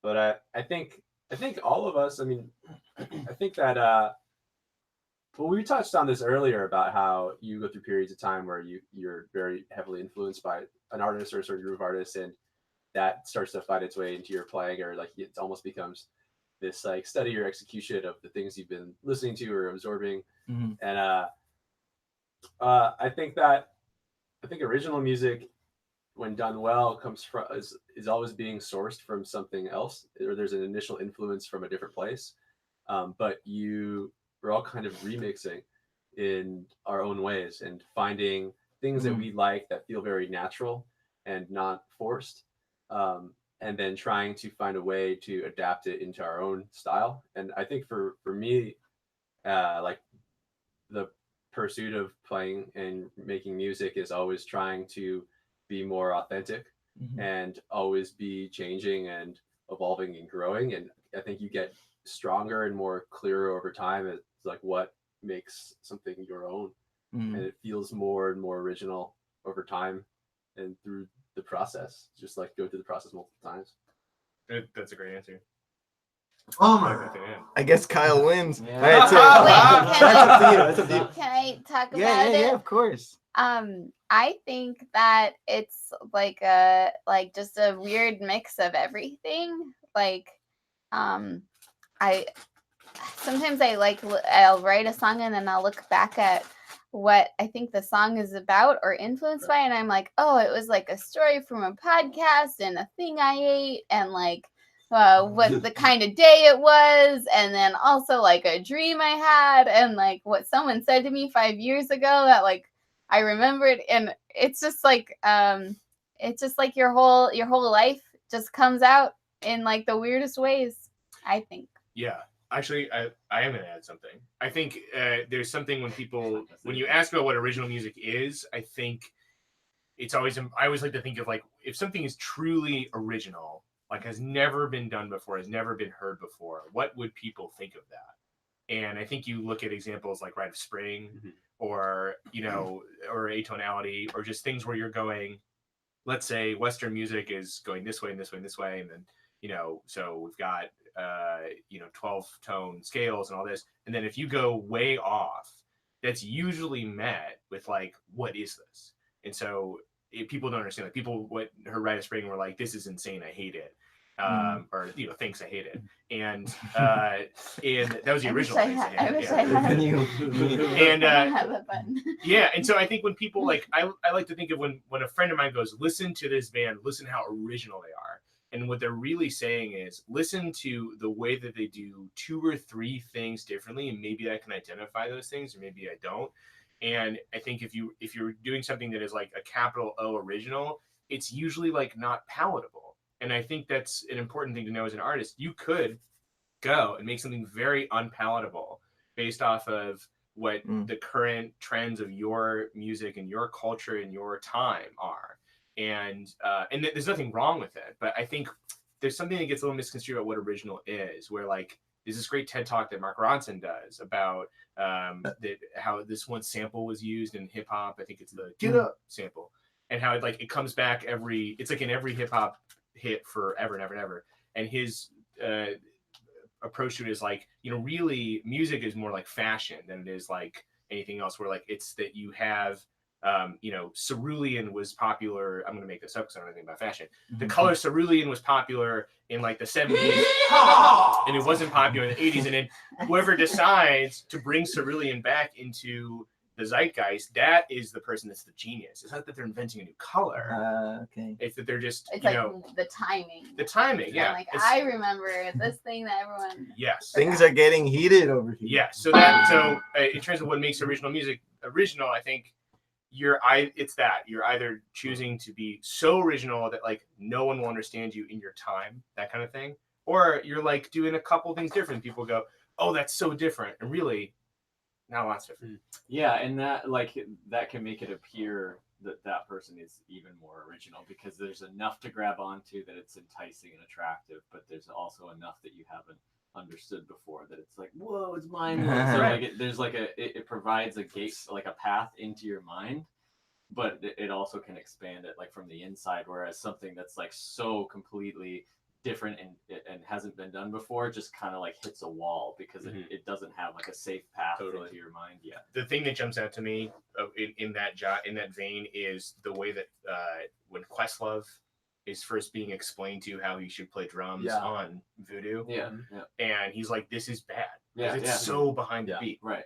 And now you cannot listen to Neo Soul and not have that expectation. Right. Yeah.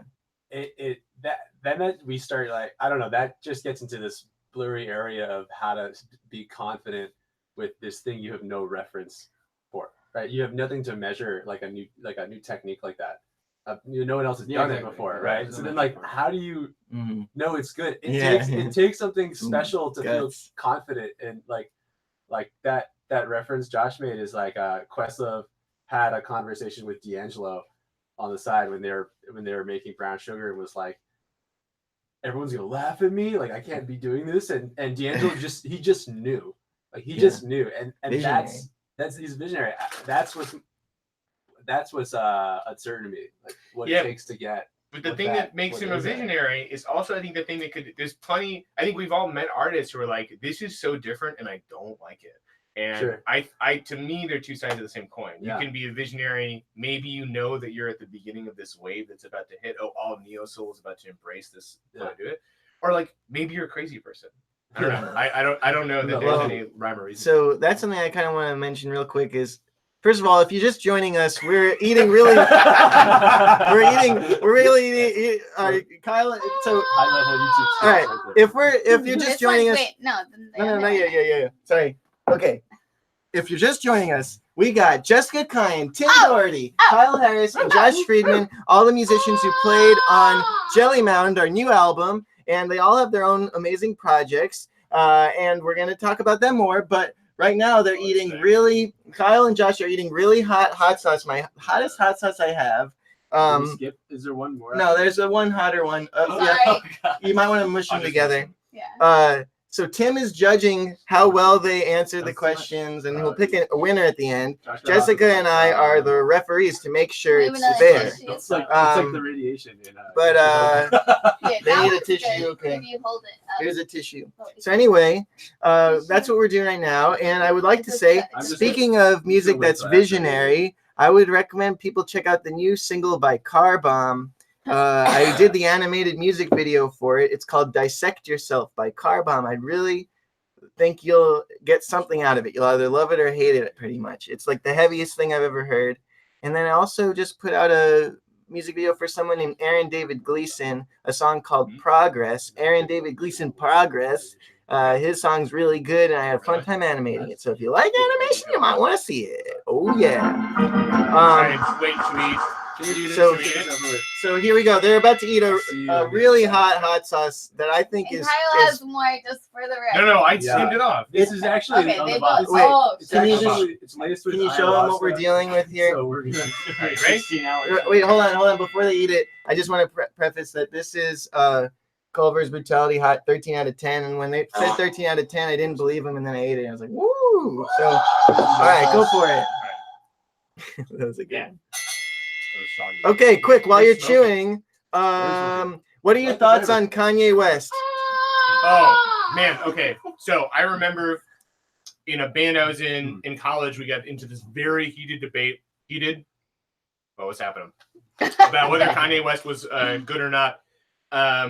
I am definitively on the side of I love Kanye West. And it's a complicated answer. I mean, so I've listened to him forever. I've listened to him since I was in high school. There was this car I drove that had a CD changer that was in a trunk. And so if you were going to change a CD, you had to get out of the trunk and open it. And so one of the mixes just had, I think I had a graduation in there. And so graduation is like the sound of my junior and senior of high school, a very formative time for musical taste. I still think that like the beat for Good Life, and Barry Bonds and like just some of the tracks on that record are like just fused into my sense of what sounds good, feels good. It accompanies a lot of memories of like driving to high school parties and like hanging out with my high school girlfriend and hanging out with my friends. And so that's part of it, right? I love him because it's in my memory. I also think he occupies a space of artists that is, it's like junk food for me in that it's the same mechanism. They're eating hot sauce. That of like why I watch like some like drama channels and like why I'll keep up with like what's happening on like H3 and Logan Paul, because like I get into that stuff. And Kanye West as a person is a fascinating person. He his story is interesting, like how he gets to be Kanye West a rapper from Kanye West a producer. He's also like just I say this in a loving way, in a way I would say it to a friend of mine who's like a silly drunk. He's like a messy bitch, and and so all that to say, Dark Twisted Fantasy was what really like it fused all that together for me. I think the production on that is so good. I think he's like doing some things with vocoders and distortion and form that were sort of not quite happening at the time in hip hop. And then you look at what happens after pop and hip hop after that, and a lot of it is embracing that. The way that Runaway starts was just like a piano ostinato for like a minute. I think that's fucking awesome. And so, yeah, all that to say, I think he is he's a great producer. I think he as a personality is a fascinating person, and I sort of cannot divorce my morbid fascination with like what is this sometimes crazy, sometimes genius person doing. I cannot divorce that from his art, and that sort of informs his art for me. And that's why I love him. That was an okay I feel the same as you. And with the divorce stuff, because their parents are divorced. Yeah. Their parents are divorced. Parents are divorced. And they just ate a really hot sauce. I had like an identical high school experience with Kanye. I got into college dropout and graduation like early in high school, and I saw him on the graduation tour when I was like 16, 17, and I had never seen a live performance that was actually a whole narrative concept from start to finish. It was more of a piece of theater than a show.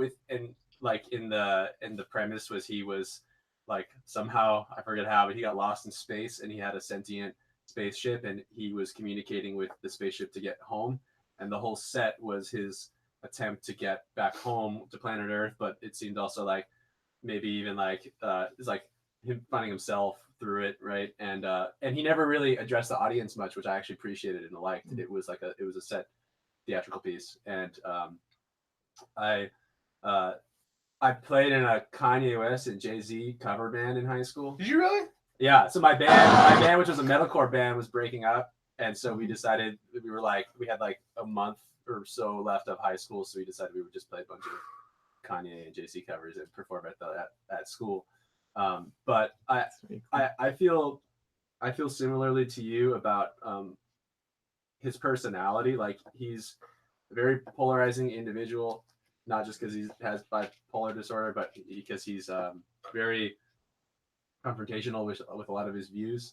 And I think that leads to exciting Hollywood theater and for surrounding his persona, but also that I think that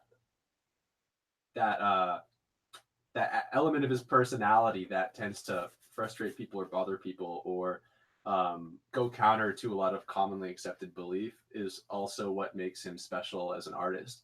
So he can be he can really annoy people and make people angry with his views, like about like sexuality or reparations, things like that.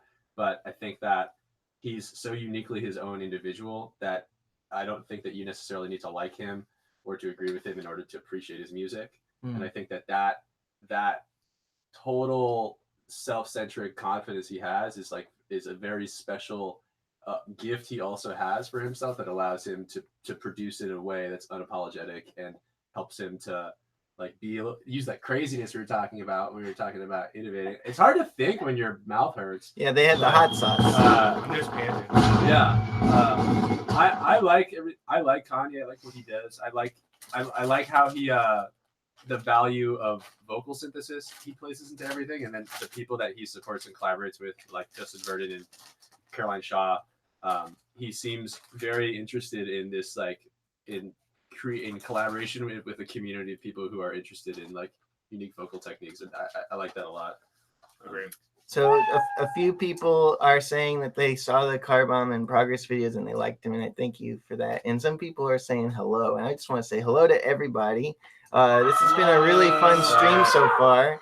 A question I want to answer real quick is Juan Diego Murillo Herrera asks, "Hi, why Costa Rica?" And it's because I wrote the song, all the ideas while I was in Costa Rica. I found Costa Rica to be very inspiring. I love nature. I love the way that place is. I mean, it's just so, it was a magical trip.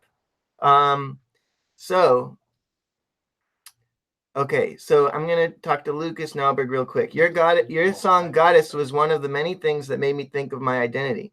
Today I recognize myself under a new name, which happens to be Sharon. Did you ever expect something like that to happen? Wow. Well, I'm really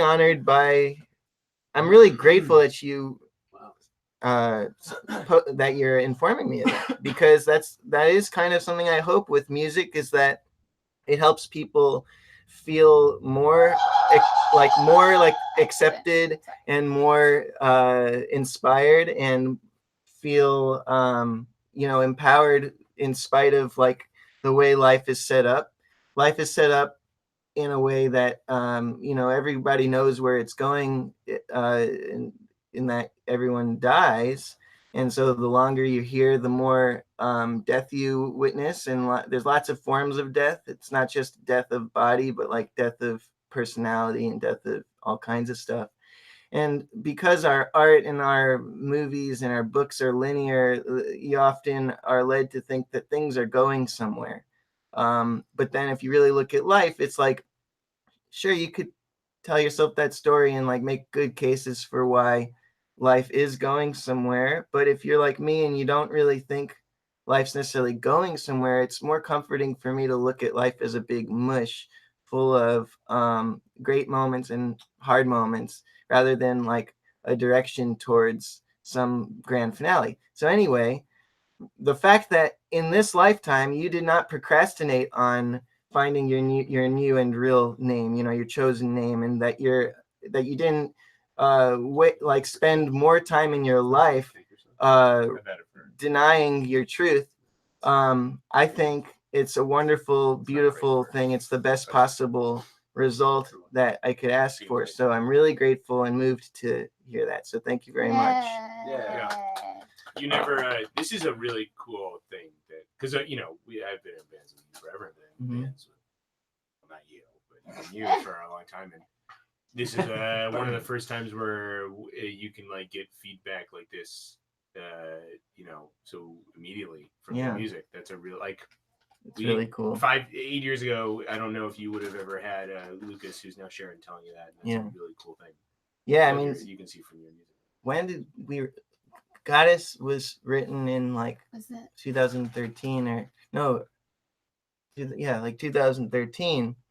And I mean, a lot in the landscape of talk about trans rights, trans liberation has evolved, and it's become, I think, just talked about more in full. At least on YouTube, there's more people defending and like I think like very well expressing like the great cases for protecting and supporting trans people. And I think at the time, back in 2013, the only piece of literature or like media I had about being trans and was Neil Gaiman's Sandman, the 5th book, in which there's a character who's a trans woman who is seen as a man in the real world by everyone, even though she's a woman, and is clearly like they know they're misgendering her, and like they just don't get it. But when she dies in that story, they show her in the afterlife, and she's a woman to everyone. And that story is all about, like, Sandman is all about how there's more truth in dreams in some ways than in reality. And so I thought it was a beautiful take basically on like the real reality is much more complex than just like the dick or the vagina you're born with, you know. And like so anyway, I'm just moved right now, and I'm glad we got to talk about that. Sandman is so good. Un David says, yes, so good. All right, so now for the hottest hot sauce, we've got the Chocolate Plague. Now, a little history about Chocolate Plague. It's made by Pucker Butt, which is this is the pepper farm that made the hottest pepper in the whole world.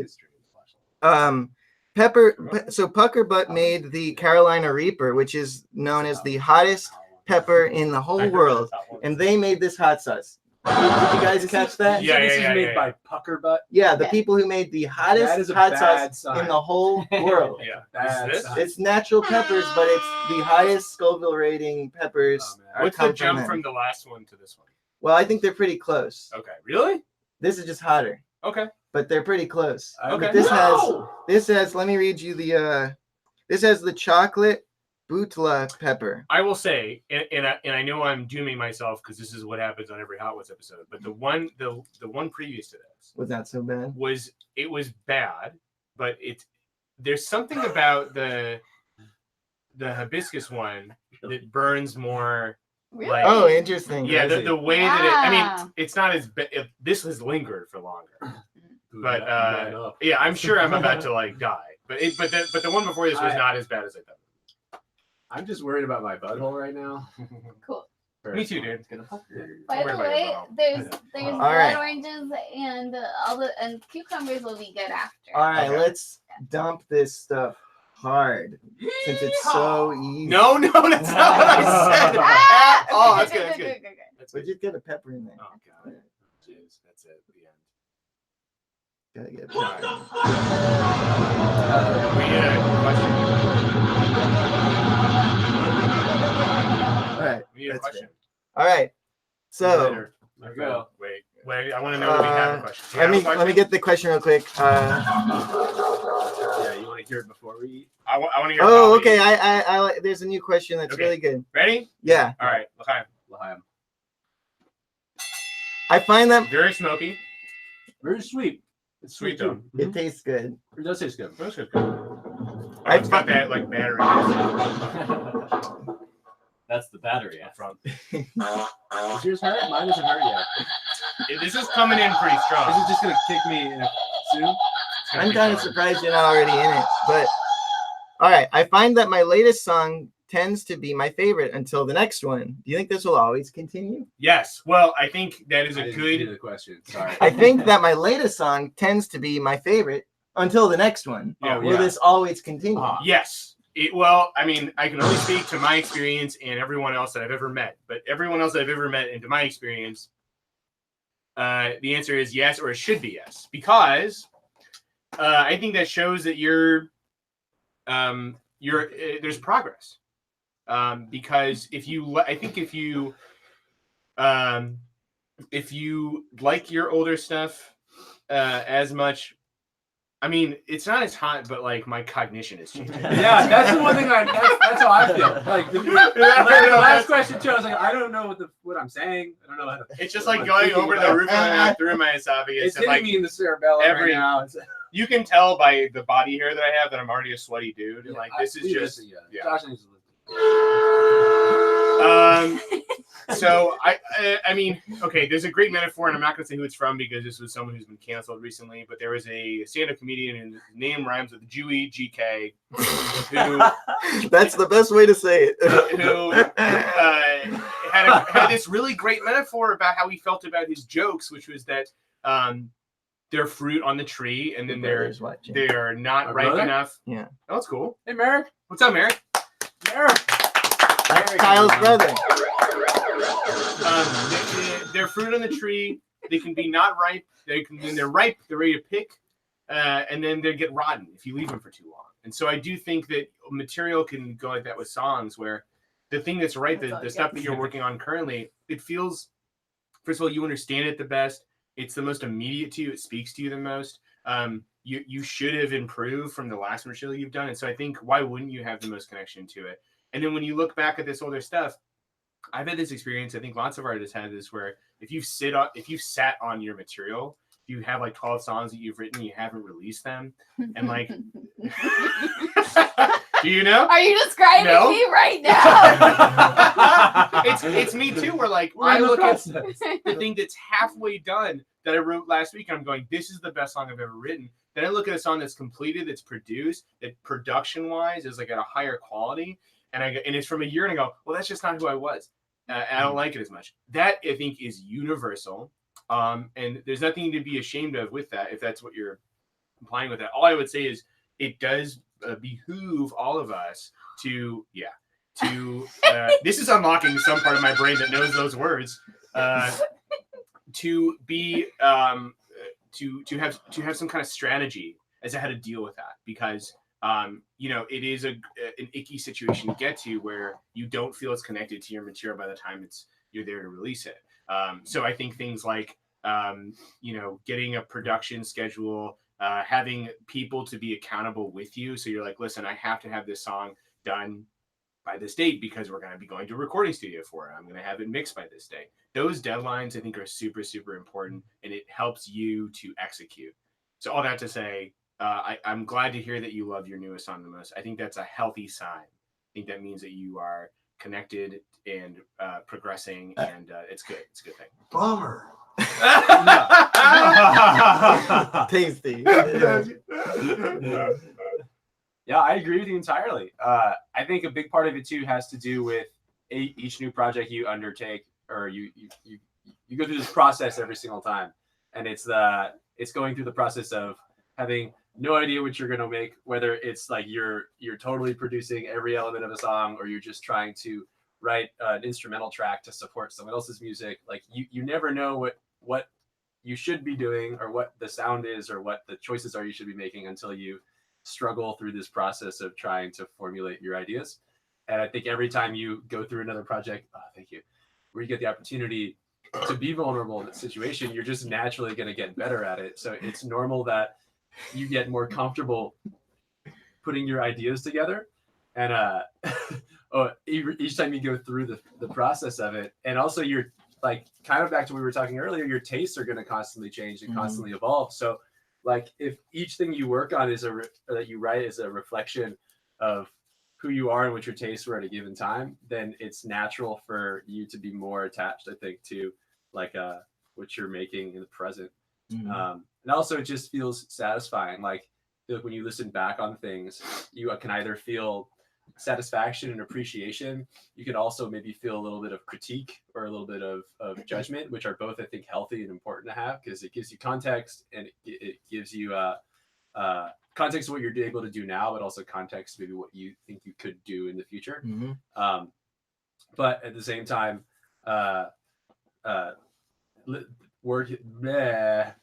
hot.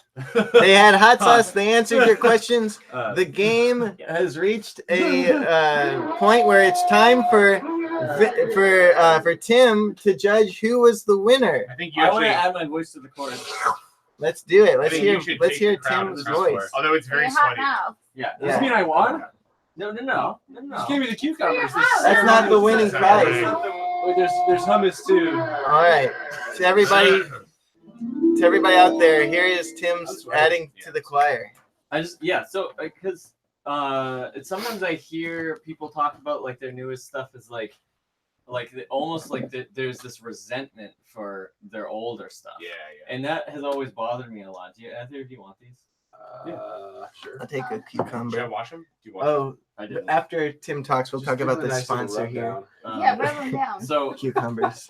that kind of always bothered me a bit, because it just seems like, what's the point? Like, if you know, if what you're working on now you're so overexcited about, and everything that you've done in the past, you're like, oh, that sucks.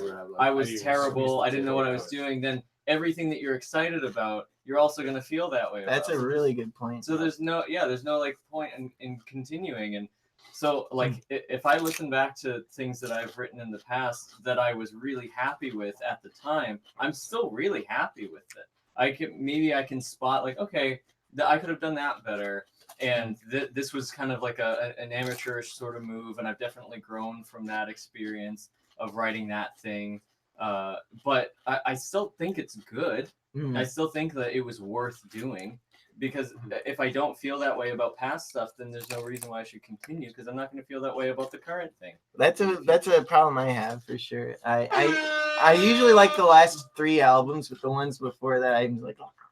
But you do so much though. That's true. I can't even one album a year. Yeah. The At only way, least that's the goal. one of the things I think that's in that is the one of the ways you can appreciate your older stuff is to understand the context. Yeah. Who you were, what you were doing. Exactly. Mhm. So That's true. being You self-aware can't and be like, you then. try to reflect like or like in the moment, like ask yourself like, okay, is this really what I want to be doing? Is this really the thing that I can put everything into and be proud of? Can I see that last Have you keyword? guys experienced this a couple times? I've had this experience of, if I listen to something that I worked on like 2 years ago, I feel way more critical of it than something that I worked on like 5 years ago. Oh yeah, It's like oh, that's very interesting. It's like enough time passes where Yeah. I've given up my attachment to it, and it just is so far removed from who I am now that I can just appreciate it for something like totally separate. Yeah. Absolutely. I have this experience where there's a song that I'm in the middle of producing now, where the demo was in 2017, and I'm just now kind of executing on it. And usually, I hear that and I'd go, oh, I have to start all over again. But there was stuff that I listened to in the session where I was like, you know what, this synth part was really good. I just have to reprogram it. And so I excavated some of it, and it went into the new song, and it sounds really good. But sometimes you got to throw the whole baby out of the bathwater. Sometimes you keep the baby. Yeah, always throw your baby around. Always throw So- the baby out. I feel like pretty inspired that we managed to make another piece of media in which the woman talks the least. I'm really, Jessica has been, I think you've made wonderful contributions with your sound effects, but I'm very curious if you have anything to say, because I want to be a good man. Yeah, I think I could speak to that. I think what Jessica's trying to say. So Get back to work, you slacker. yeah. Well, in that case, Oh, I lost my foot. so I would like to just quickly do a few questions here real fast. Pickle. So You're like the perfect pickle Rick. Like we're about to wrap things up here. So thank you everyone for joining us. The winners, Tim, who would you say are the winners of the Hot Sauce Challenge? this was one of the hardest things I've ever had to do in my life. Yeah. It was an incredibly close call, but after reviewing the tape, I'm going to have to name Josh. What? What? This is bullshit. Is it bullshit? Let me tell you, this is completely made up. Bullshit. And it doesn't matter. And I don't know why, but let me tell you, I legitimately feel really good. Yeah. So Josh, I'm out of here right now. Tim has. We just come out here, try and play the best game we can. Just try and leave it all on the field. Sometimes, Josh put up a great fight. Sometimes other dogs can come up on top. God bless. God bless. Josh, I think, suffered more with the hot sauce. And I think his answer. Oh, it's a pity win? It's a pity win! Oh. I actually win! Guys, Pity win! Let's hear Tim out. Hear Tim out. It's not a pity win. I think I admire and respect his resilience. I think it didn't really hit you as hard, so it was a little easier. I think Josh showed more fortitude because of his suffering with his eloquent answers. That's why. And so, well, you lost. So, Josh, what are your plugs? Josh, can you talk into someone else's? Oh, yeah.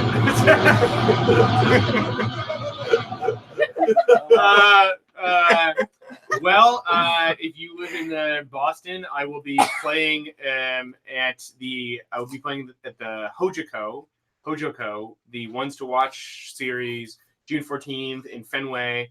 That one-eyed kid. Who were you playing with? with Josh? Kyle. Oh, Yeah. Oh, I get a plug. Yeah. Psych! It's a double plug. Yeah.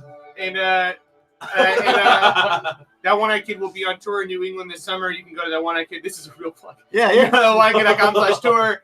And then Rebanded is a new song that One-Eyed Kid has Wonderful. released. It is currently on all the things. And there Rebanded. may or may not be a music video animated by someone holding a fucking pickle. Coming June 15th. Yay, June 15th. Yeah. I do want to quickly answer a couple things. So we got a question. What the fuck are you eating? These are our sponsor. Our sponsor. We got fresh cucumber sponsor. It's called Organic Phallic. Organic Phallic. They actually specialize in all kinds of phallic vegetables for vegans who don't have enough sex. And normally people use sausages, they use hot dogs to make your lips drool. But we satiate our loneliness with only the finest organic tiny pickles. Do not try to put this anywhere besides your mouth because it will break. I'm sorry. What? No. What inspired you with the new album? We just want to make a fun album about like kind of fun stuff. I'm trying to find questions that I can answer well. Hi, Ben's cucumber is really small. That's a good question.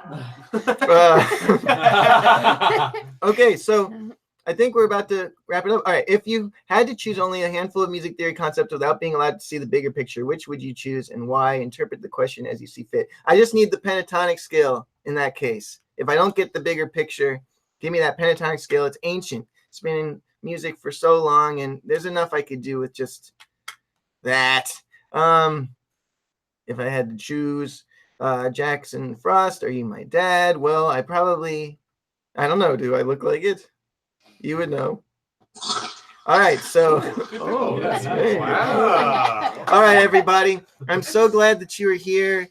Thank you so much for making this probably the most exciting stream we've ever had over here on this channel. Jessica, amazing job with the drops. I want to sincerely thank you for adding an Can I element just of humor. Get a just moment. Take it away. Okay, I'm gonna do just all my favorites from the top. Here we go.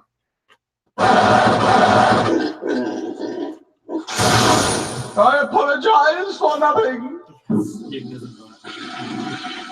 No! No! No! No! You have got to be kidding.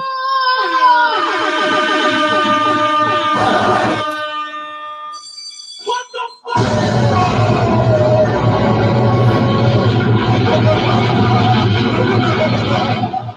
What was that one? What the fuck?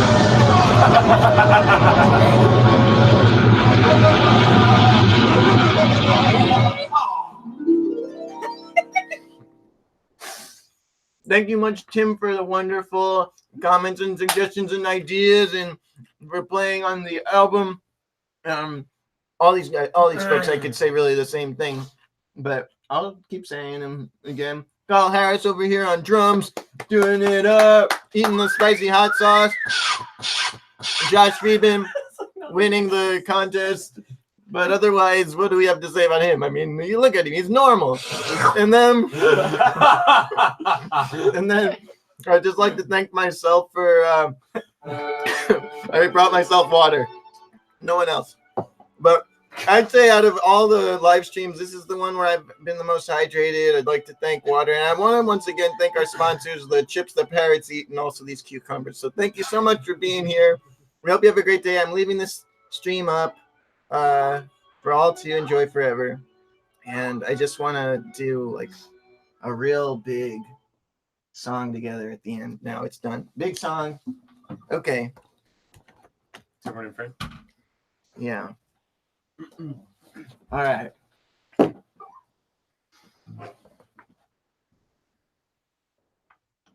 Let's do it for real. Like you'll just A minor. You'll figure it out.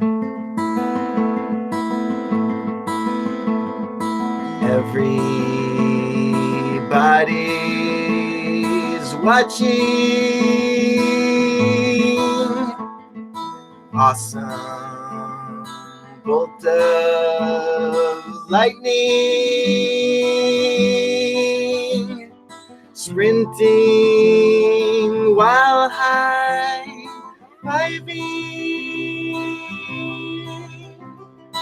We're so amazed at the love that you make for all. Your heart's big enough to take some wounded ones on and turn them back.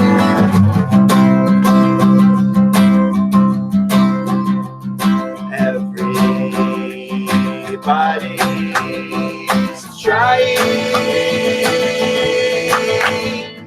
searching and surviving. You're saving while skydiving. Oh, we're so amazed at the love that you made for all. Your heart's big enough to take some wounded ones on and turn them back around. And turn them back around.